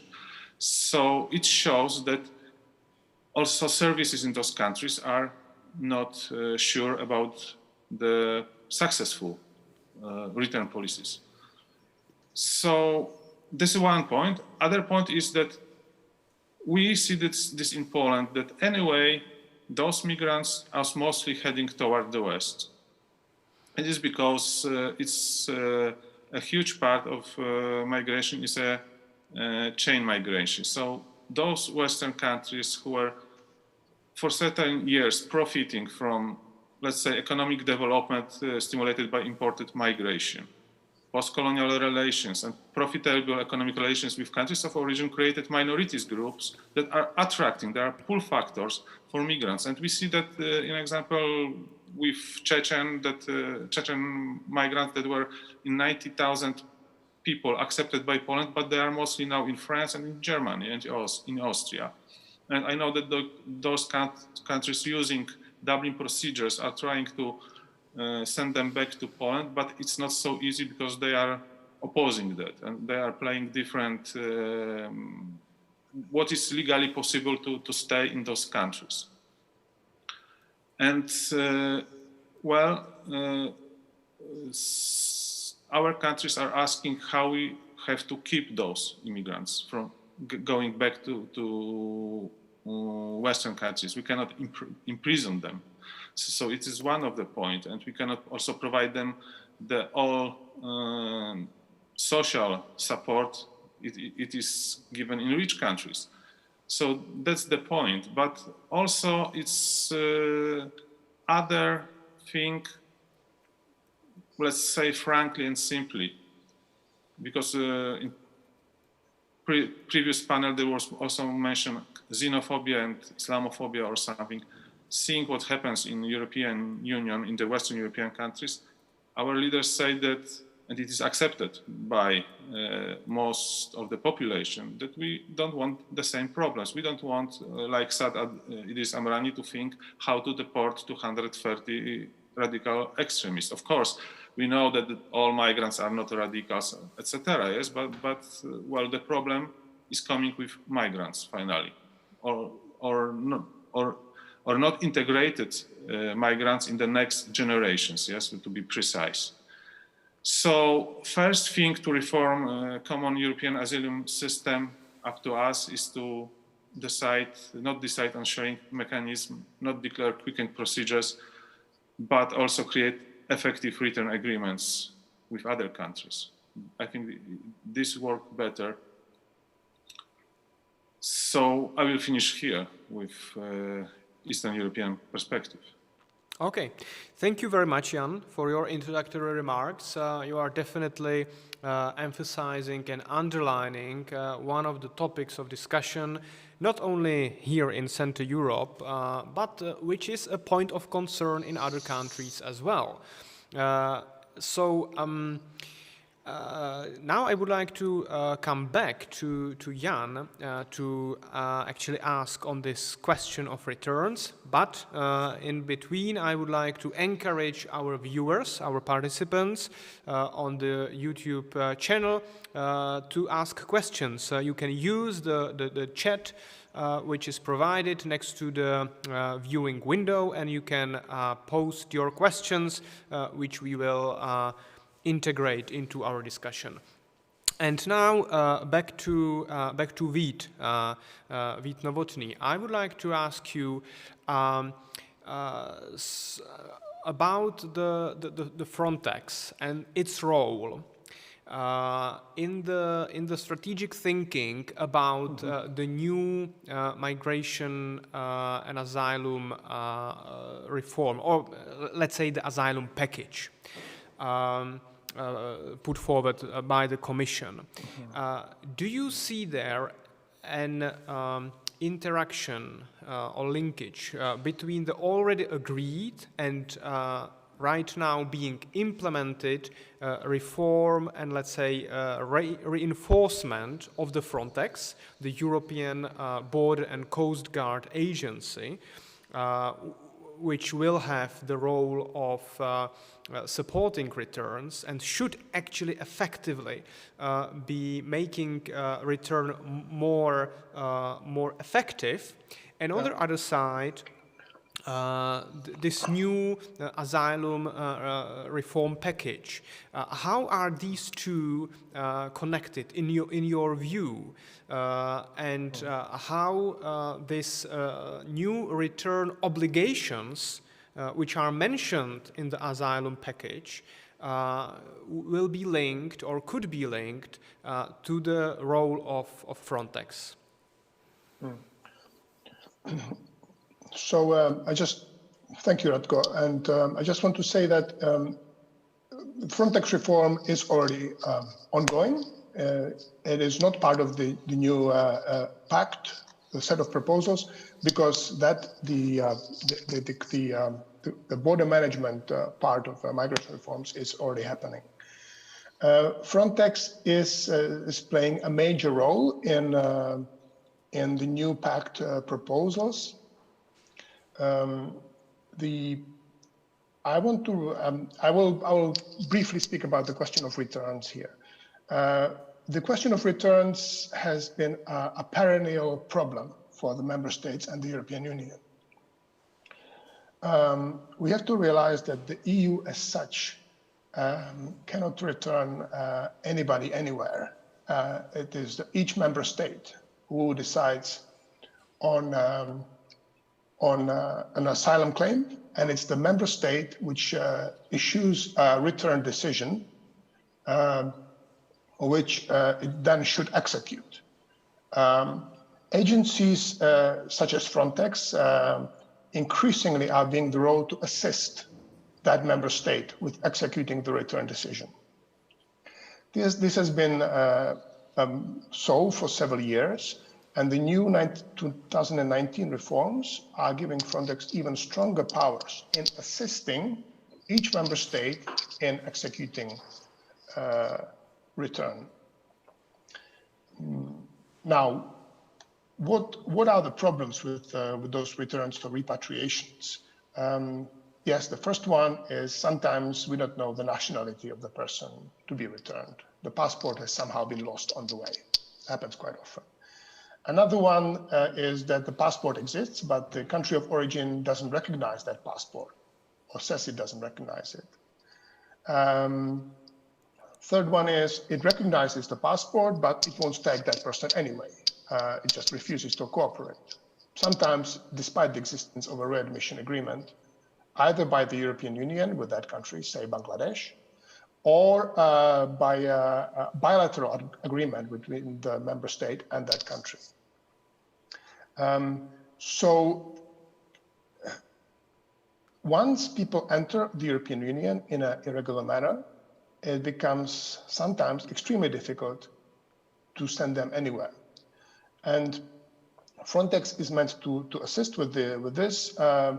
According to the new pact proposals, the European diplomacy, the European External Action Service, the different departments of the European Commission, and others are tasked with putting repatriations up on their agenda when talking to our international partners, and I think this is a good thing. Practically speaking, also about the returns, it is the fact that in many countries of the European Union, the asylum and return processes are separate. So what often happens, for example, in Italy, for example, an asylum claim is processed, the person in question is refused asylum, and then nothing happens, because it is a different ministry in Italy which handles returns. Sometimes that ministry doesn't even learn that asylum claim has been refused before it knows that it is supposed to return that person back. It's too late. Often the person has absconded or has integrated and has children in the country, and then it all becomes much more difficult. So this is also part of the new package, to integrate national procedures for asylum and return. And again, that's a good thing, to make these two administrative processes communicate. So that's another aspect here. FRONTEX itself cannot help in this, but where FRONTEX can help is to organize flights for returns, to bring different national capitals together, to make those flights more efficient. For example, a flight would start in Paris, then would make a stopover in Prague, and perhaps in Rome, and then take the plane load of migrants back to Asia or Africa. So this is where FRONTEX is getting its new powers. I sense that it's a bit reluctant to take the task, because traditionally it's a border management agency, and this is going somewhat beyond that. Nevertheless, this is the FRONTEX's mandate, and it's going to work on it. I want to emphasize, before we resolve the question of returns, if we ever resolve it, if 100% of return decisions are executed, it will be not years, but probably decades. In the meantime,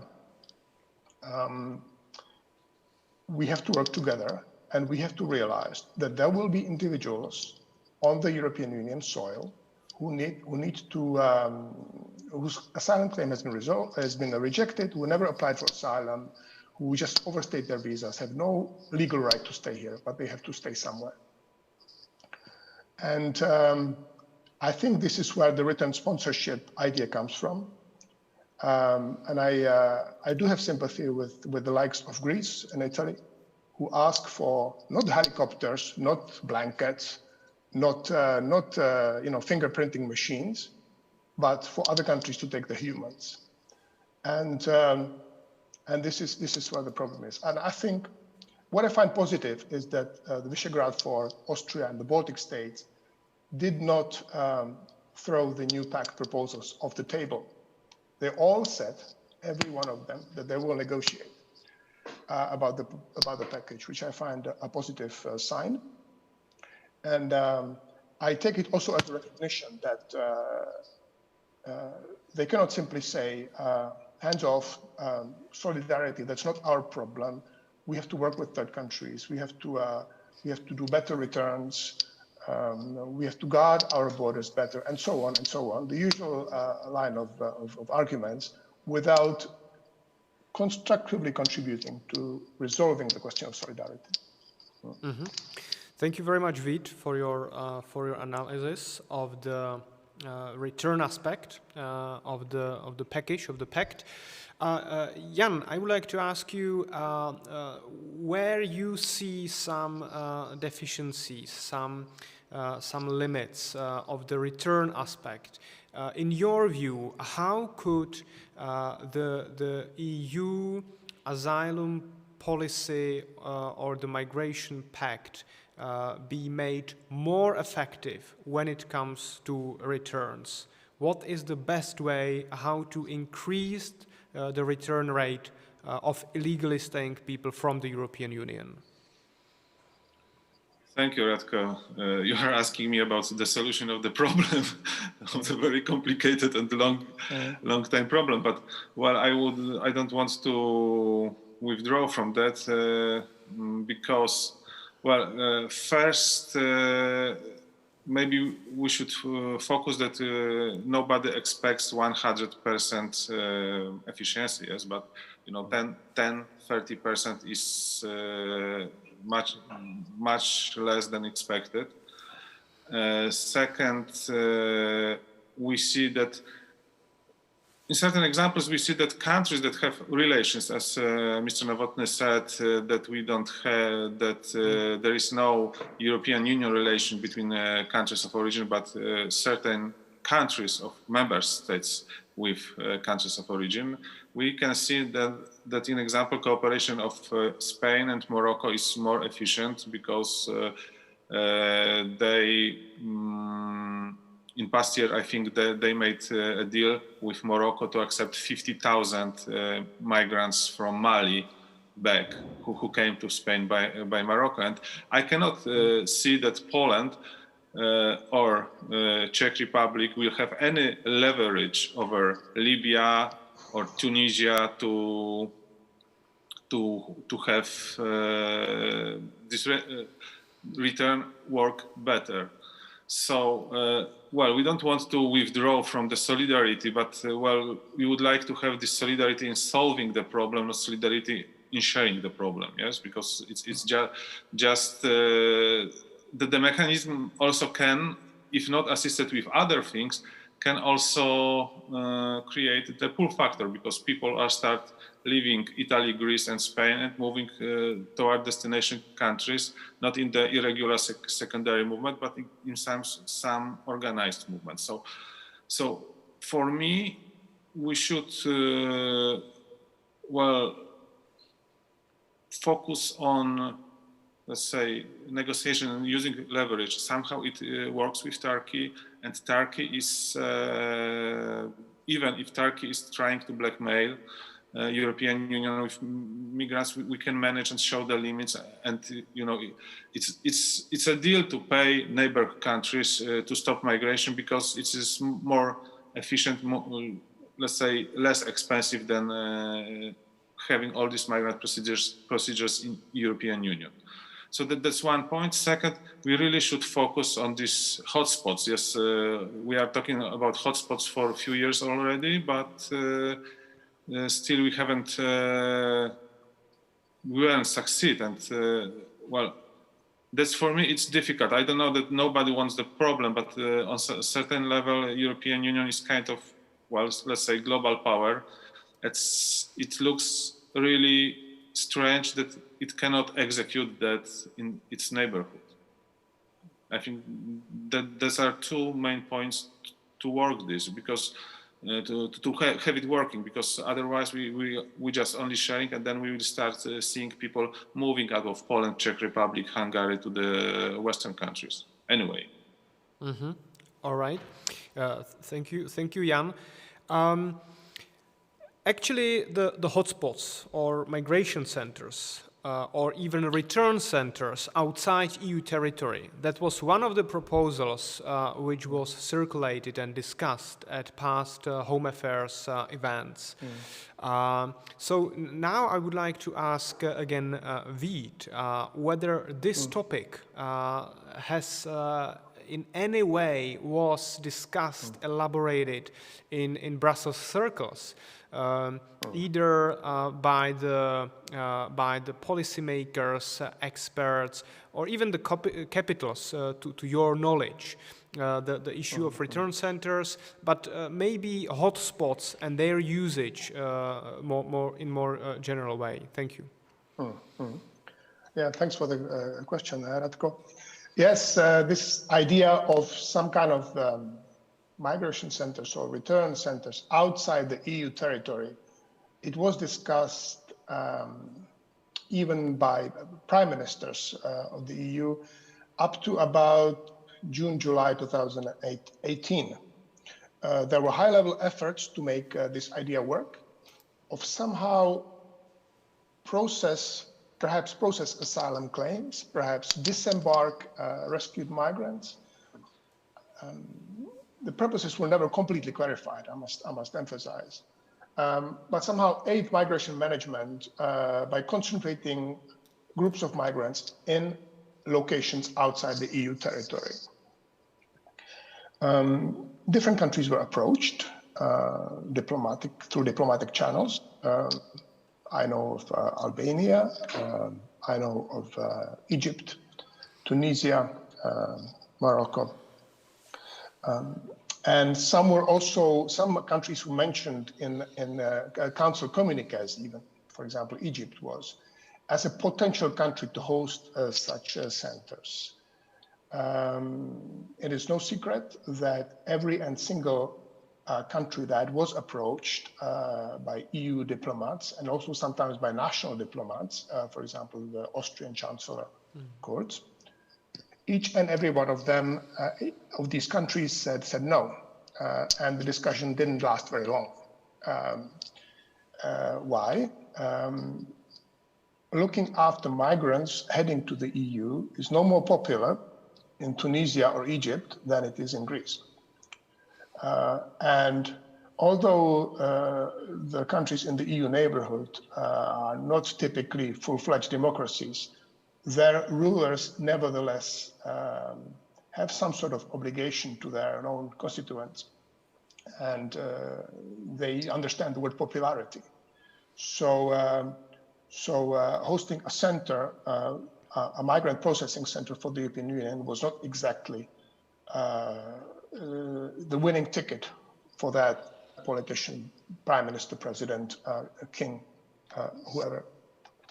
So for that reason, this idea has now been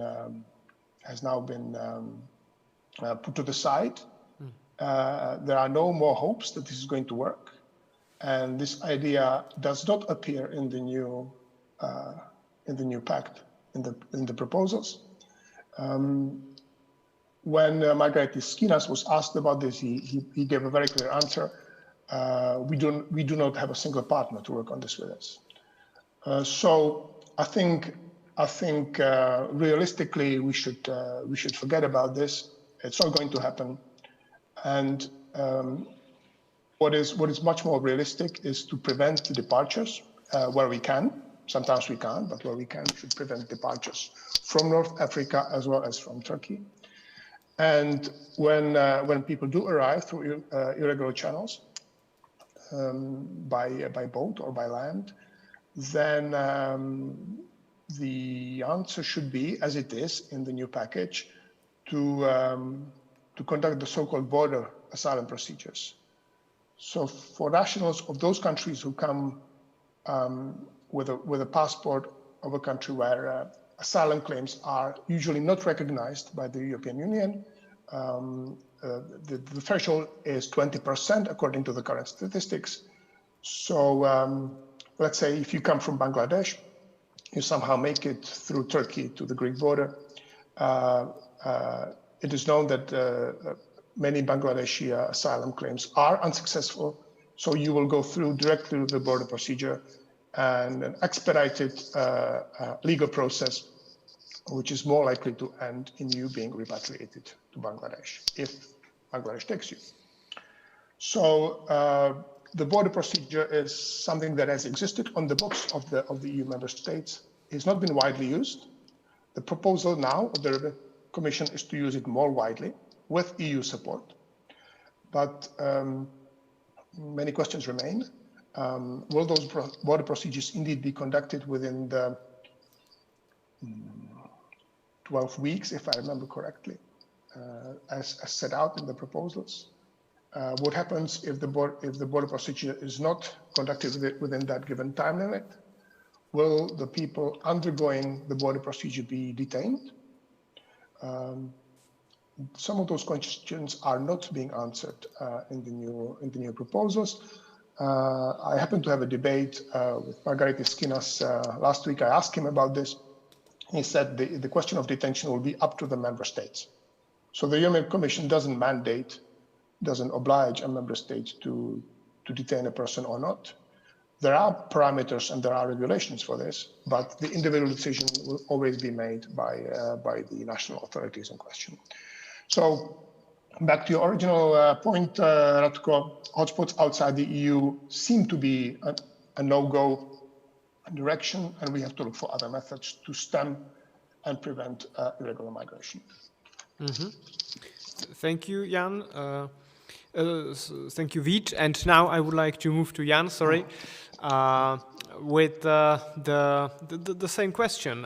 In your view, is there still space for investigating how to go forward with this idea, or you take as granted, as a matter of fact, that there is simply no appetite among the EU member states and the EU as an organization to push on the especially North African countries to establish or set up such centers? Or do you actually see this as, even though unpopular at the moment, still something to elaborate and try to make it work? Well, as we see, and Mr. Novotný said, and I previously mentioned also that it so far hadn't happened, and we haven't established any hotspot, and all the countries are rejecting this, and the perspective is gloomy. But well, it can change, because when there will be inflow of migrants, maybe those countries want to deal somehow with that, not just letting. If we will be able to stop migrants from coming to EU, then they maybe will be willing to do this in organized way, because they, as Mr. Novotný said, they are responsible before their people, also before their citizens. And Mr. Novotný mentioned before that he believes that in the future Mediterranean Sea should be controlled by Mediterranean countries, so we should prevent this departure. If we are going to prevent this departure, I don't see the big difference between hotspot that in organized way is dealing with migration, but just we are preventing the departure, and then those migrants stay in those countries in a not organized way. So that can be potential problems for those countries. We have seen this in 2015, 2014, when this migration was coming from Africa. Those countries were, with assistance of European Union, were more willing to cooperate to stop these migration routes. The Morocco, Algeria, and other countries were engaging in stopping migration from the sub-Saharan Africa, because they see that it is also the threat for them, not only just migration that will come and go, but also with these irregular movements, there are other smuggling movements like drugs, weapon, and well, human trafficking. So I don't know, maybe it's not the right moment now, but I think this proposal should be ready and constantly proposed to those countries on the various conditions. Because as we see in Africa, situation in sub-Saharan Africa, especially, situation is deteriorating, and there is growing jihadist threat in Sahel. We have the coup in Mali that is stopping so far counter-terrorist activity there.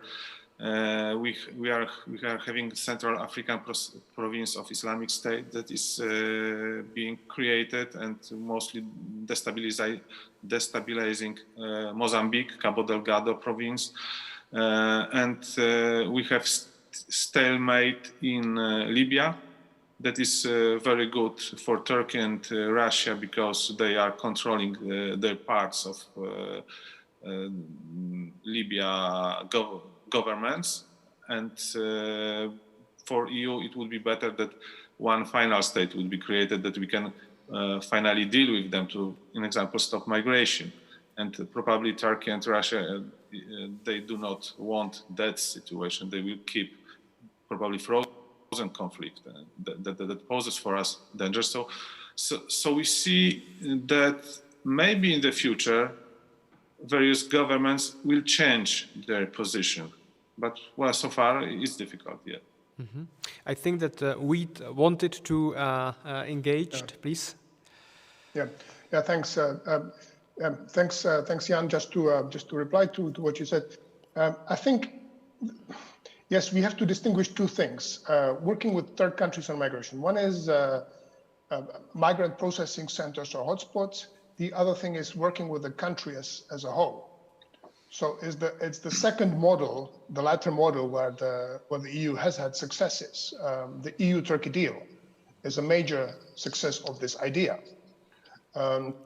Also Libya, although it's not really a country given how it is governed, the EU funding and support for the Libyan Coast Guard has meant working with the official Libyan authorities in preventing migration. We all know what the human cost that bears. So there are problematic aspects with this, but nevertheless, the goal of reducing irregular migration has been fulfilled to a large extent working with the Libyans. The same can be said about Morocco. Jan, you mentioned the Spanish cooperation with Morocco, which is highly developed and sophisticated. That also is efficient. So I think this is the more promising way of pursuing this idea. Working with a country, help that country develop its asylum systems, which often do not exist yet. Help that country develop its border management, registration, citizen registration to start with, which then can be used to register migrants and know where they're going, and provide also wider support to that country. Political support where necessary to engage in trade, allow goods from that country to be sold on European markets in more favorable terms than there often are. So I think there's a case for this comprehensive political, economic, cultural, and migration cooperation, which we should be pursuing. And this is indeed where the new package is going, while recognizing that the idea of concentrating migrants in one place, somewhere outside the EU, is difficult to put into practice, and also has many potential dangers. You know, radicalization inside those centers, conflicts, and so on. We see those things in a smaller scale in Moria. So why should we try to replicate it somewhere else? Mm-hmm. Yeah, please, Jan.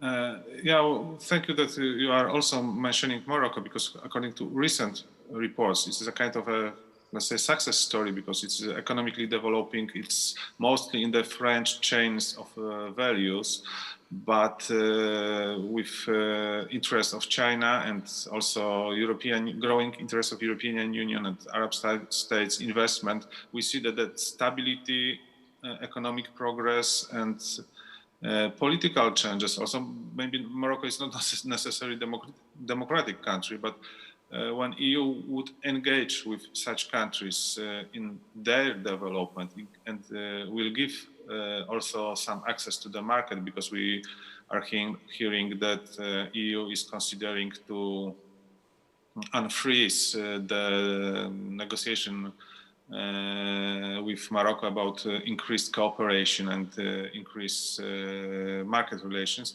we can maybe slowly achieve, maybe not these hotspots, but the result, yes, that migrants are not departing from the southern border of Mediterranean. All right, we have some questions from our viewers, from our participants, and I would like to encourage all the others to be active and pass your questions to us. And there is a specific question concerning the experience with the EU naval operations, such as the EU Sophia naval operation, and we know that they were focusing on basically stopping the activities of the illegal activities of the smugglers and human traffickers and so on, the organized crime basically targeting in Libya and so on. Could you a little bit evaluate the experience over the couple of years which we have with these naval operations, and perhaps also question to the Brussels debates whether there is some kind of thinking about how to go forward with, I mean, what are the lessons learned for the future concerning these naval Mediterranean operations? Vít, if you can start. Yes, I will try. Concerning Operation Sophia, it was a military civilian operation which was in place for about 5 years until March 2020. Its main goal indeed was, as you said, Radko, to prevent illegal activities going in and going out of Libya. Oil smuggling, weapons smuggling, drug smuggling, and also people smuggling.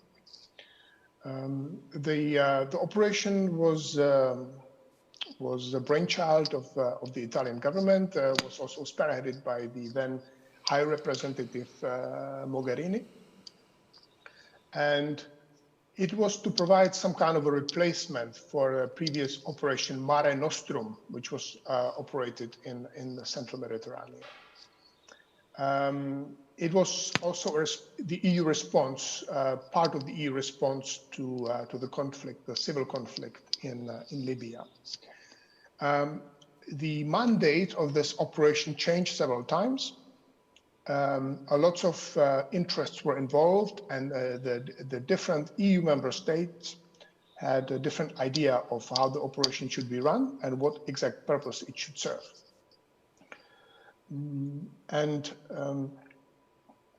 I would say the operation ended indeed earlier this year. And the reason for that was that it didn't fully live up to expectations. It didn't really do a very good job in stopping oil smuggling, for example.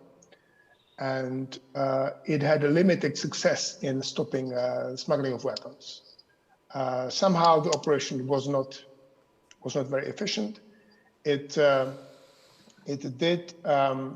did provide some search and rescue, although it was not its primary mandate, but it did fish people out of the sea.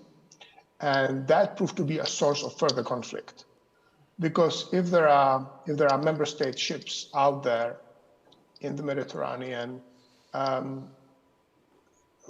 supposed to somehow control the Libyan conflict, and they end up acting as a pull factor for irregular migration, that was a big problem. In fact, that was what killed the operation in the end, because countries such as Austria had a big issue with that.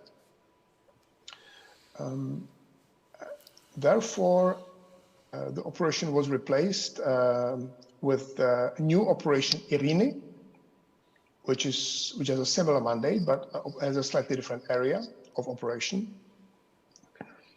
The main goal of which is also to control the smuggling of weapons. Some people allege that it is meant to limit the Turkish influence in Libya, because it mostly operates in the western part of the Libyan coast, where the Turkish ships tend to bring soldiers and weapons to the Libyan government. And interestingly, this Operation Irini, there's a tacit agreement that it will not be publicized if migrants are rescued, and if they are, where they are disembarked. So this is part of the unspoken, maybe it's spoken. I didn't see this piece of agreement, but this section of its mandate is clear. We do not know if people are rescued, and if they are rescued, where they are disembarked. That's interesting. Isn't it in a conflict with some kind of transparency or principle of transparency and the right to information about the use of EU or national resources?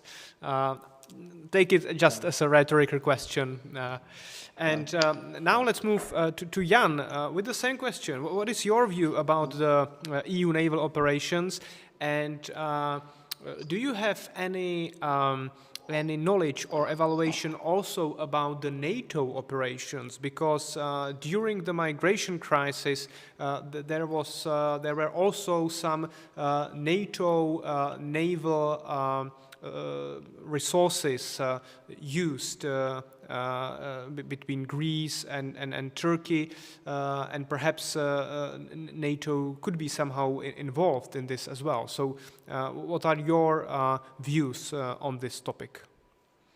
Well, maybe these views are not so popular, yes, because, well, I believe, and we saw that presence of any fleet that is in certain place concentrated, it creates certain, as we said, these pull factors. Some people say that that's not true, but well, the people leaving countries from southern shore of Mediterranean or from Turkey, they are always often using not well-equipped ships or boats that they are hoping for rescue, and they might have a chance to be rescued there.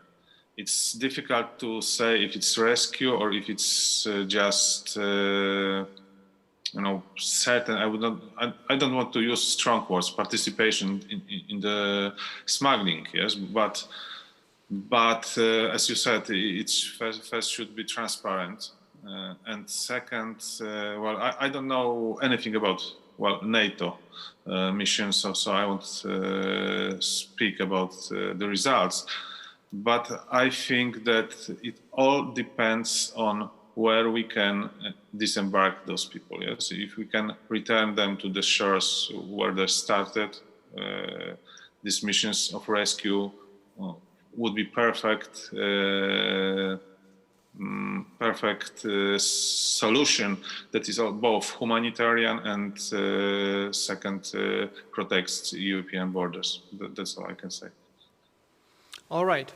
So let us move to perhaps a last question of this debate. I would like to come back to FRONTEX, to reinforcement of this EU Border and Coast Guard Agency. Vít mentioned that its budget, its manpower will be enlarged, that there is this goal by 2027 to have a real deployable unit at the disposal of FRONTEX with this novelty of actually FRONTEX uniforms, which will be actually the very first uniform force of the European Union. But maybe before I say this but, I will still carry on with drawing this positive or prospective picture that this will be or shall be a force which will really enhance protection of the external borders, of the Schengen borders. It's not only about the manpower which will be at the disposal of FRONTEX, it will be also about the new powers, that it will be FRONTEX which will be able to actually decide about the deployment of rapid reaction units to a certain member state, even if that member state is not asking for that. I believe this is already in place, this new regulation or aspect of the mandate, but this together, the manpower and the ability to decide about the deployment of FRONTEX seems somehow promising, that this really will be the chance how to overcome the obstacles we saw in 2015 and 2016 with regard to the behavior of the authorities in Greece or Italy, which were perceived as rather negligent, not really trying to stop the migrants from entering and further traveling to other EU countries. And my big question, and this is this but, is whether this considerable manpower and resources behind Frontex will actually have chance to increase border security, to actually increase the ability of the frontline member states to stop potential future massive wave of irregular migrants. So what are your views, to what extent you put your hopes in this new Frontex manpower and possibilities for the years to come? We can start with Beat. Yeah, that's a big question. I would say I wouldn't use the word stop a migration wave. Frontex will not be able to do that. What Frontex can and will be able to do is to understand who is coming, register those who cross the border, whether legally or illegally, and help them, help the member state concerned in returning those who should be returned. Frontex will not have and doesn't have the mandate to push people back. If a boat is coming from Turkey to Greece or from Libya to Italy, Frontex certainly does not have the mandate to somehow make that boat stop. And so once people are on the way, it is too late. And no EU body, no EU agency can do much. What can be done is are those pushbacks, so-called pushbacks, where people are returned without being registered, without being given the chance to give asylum. And this is happening on the EU external border now. And I think Frontex will be under more scrutiny than the national border forces. So what we can expect is indeed logistical help from Frontex, but we cannot expect Frontex to stop a migration wave, which once it's started, it is difficult to stop it.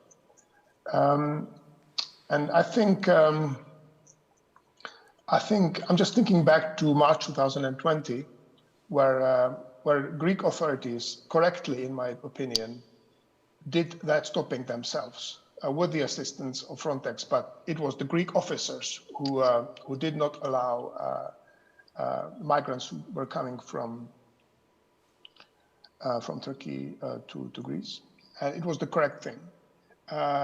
One cannot expect a full application of the Refugee Convention under the situation where a foreign power is exerting a massive blackmail on the EU. Then we have to think about our security, and the Refugee Convention was not made to make the EU vulnerable. And I believe the same scenario will continue even under a much strengthened Frontex. It'll be the national border guards who will be in the front line, assisted by Frontex, and I think that's how it should be.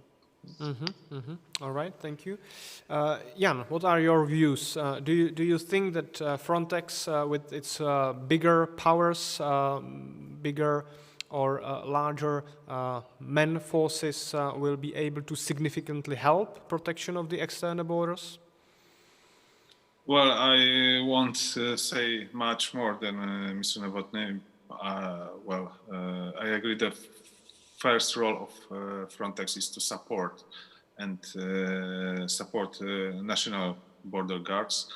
And there were ideas to give more powers to Frontex, but I think that one group opposing it was Salzburg group. It is 9 member states, including Austria, Visegrad, that they didn't want to cede their national powers to the Frontex.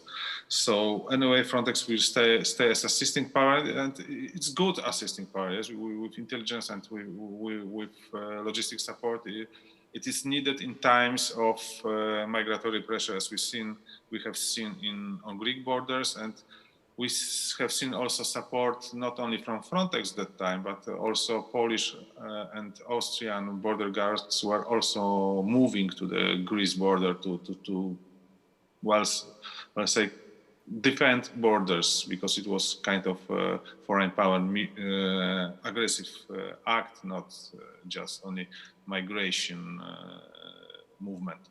So what will increase the security of European borders? It is actually the stabilization in North Africa and dealings with those countries. And while Frontex will be supportive, but I don't think it will be decisive power in changing the situation. Yeah. All right. Yes, please, Vít. Yeah, thanks, Jan. I agree with what Jan Wójcik said. I just want to say, and sometimes this really escaped the attention of Czech journalists, but also journalists in Europe. In November 2019, there was a vote in the Council, and all the Visegrad countries voted in favor of the Frontex regulation, despite some of the wild rhetoric which we heard in the run-up to that vote from our prime ministers. With the exception of Italy and Spain, all the member states voted in favor of this new regulation. And I think this should be put on record. Yeah, I would just to clarify. I didn't say that the Salzburg group was against new regulations. No. Yeah, it was just against the giving more power than now. Okay. Right. Very good. With just few minutes to go, I would like to ask you for your concluding remarks. And maybe the best way how to conclude our panel is to identify the most crucial, the most decisive factor within the tools, the mechanisms, the policy measures which we have at our disposal in Europe vis-à-vis irregular migration.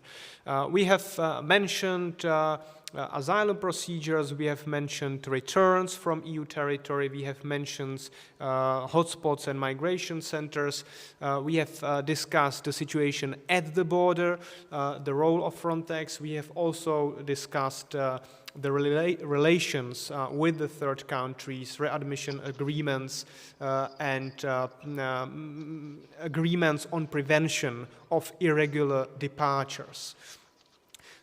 And of course, stabilization of the situation itself in the third countries. So on this whole spectrum, where do you see the most decisive factor? Where do you think the EU countries should put most emphasis? And whether, in your view, the current emphasis, the current policy debate in Europe is on the spot, whether we are actually discussing and trying to tackle the most crucial issue. And maybe I will start now with the reverse order with Jan. Okay. Maybe I will start with something general, maybe something that it's not a tool for migration. It's a trust, yes? It's the issue of trust. We are dealing with the issue of trust between countries, yes? Because as we clearly see, our countries, Visegrad countries are not trusting the proposal of the Commission, thinking that maybe there should be more efforts to protect borders, to stop migrations, not focus on relocations. They are afraid that finally they will end up with some group of migrants that will hard to manage. So after 2015, the trust was, let's say, lowered, maybe not crushed. And we need to rebuild it to have common policies. On the other hand, I see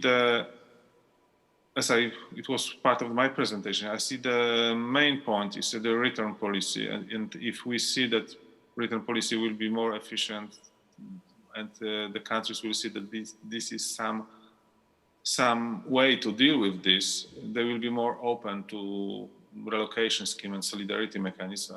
As Mr. Novotný said, nobody rejected the whole proposal, but so far relocation solidarity mechanism is treated by our countries as a hidden relocation, forced relocation mechanism. And well, I think this is the point where we should work on the return policies and assuring that this is the way to solve the situation, not just to share the problem.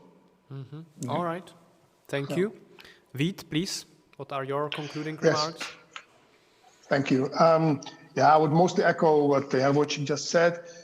Efficiency in returns means creating an exit system, which is not functioning very well. There is a good entry system to come into the EU, but the exit system doesn't work very well, and that needs to be improved. And indeed, the trust of the member states in that exit system being in place would improve our discussions about solidarity. I completely agree with that. One point, we really shouldn't focus only at the EU level. Lots of weaknesses in the current systems are national weaknesses. The disjointedness between the asylum systems and return systems at the national level, inefficient, slow asylum processes, lack of capacity at the national level, lack of political will to deal with this issue at the national level. Those are crucial things, and we should keep having them in mind. Not forgetting about the need to cooperate and share information at the EU level, which is a weakness as well. So I do have hope for the new pact on migration. It is going exactly in the right direction with some questionable things, yes. But let's not forget that no country said that they like the new pact. All countries dislike it to some extent, and I think that's the magic which could lead us to the final line. All right. Yeah, perfect. Thank you very much, gentlemen. Thank you, Vít Novotný. Thank you, Jan Wójcik, for participating as panelists, as speakers at this panel. Many thanks also to all the viewers, the participants of this year online Home Affairs, the 6th Internal Security Forum, Prague. We definitely carry on with analyzing all the issues which determine internal security in Europe. And already now we are thinking about the topics and issues to be discussed for the next year. So many thanks to the organizers, the European Values Center for Security Policy, together with Konrad Adenauer Foundation and Hans Seidel Foundation. Many thanks to the team and also those who took care of the technical arrangement of our online discussion. And I wish you a very nice afternoon. Greetings to Warsaw, to Brussels, and to all the towns and cities from which you were viewing us. All the best, keep healthy, and looking forward to see you in person on the next possible occasions. Good afternoon.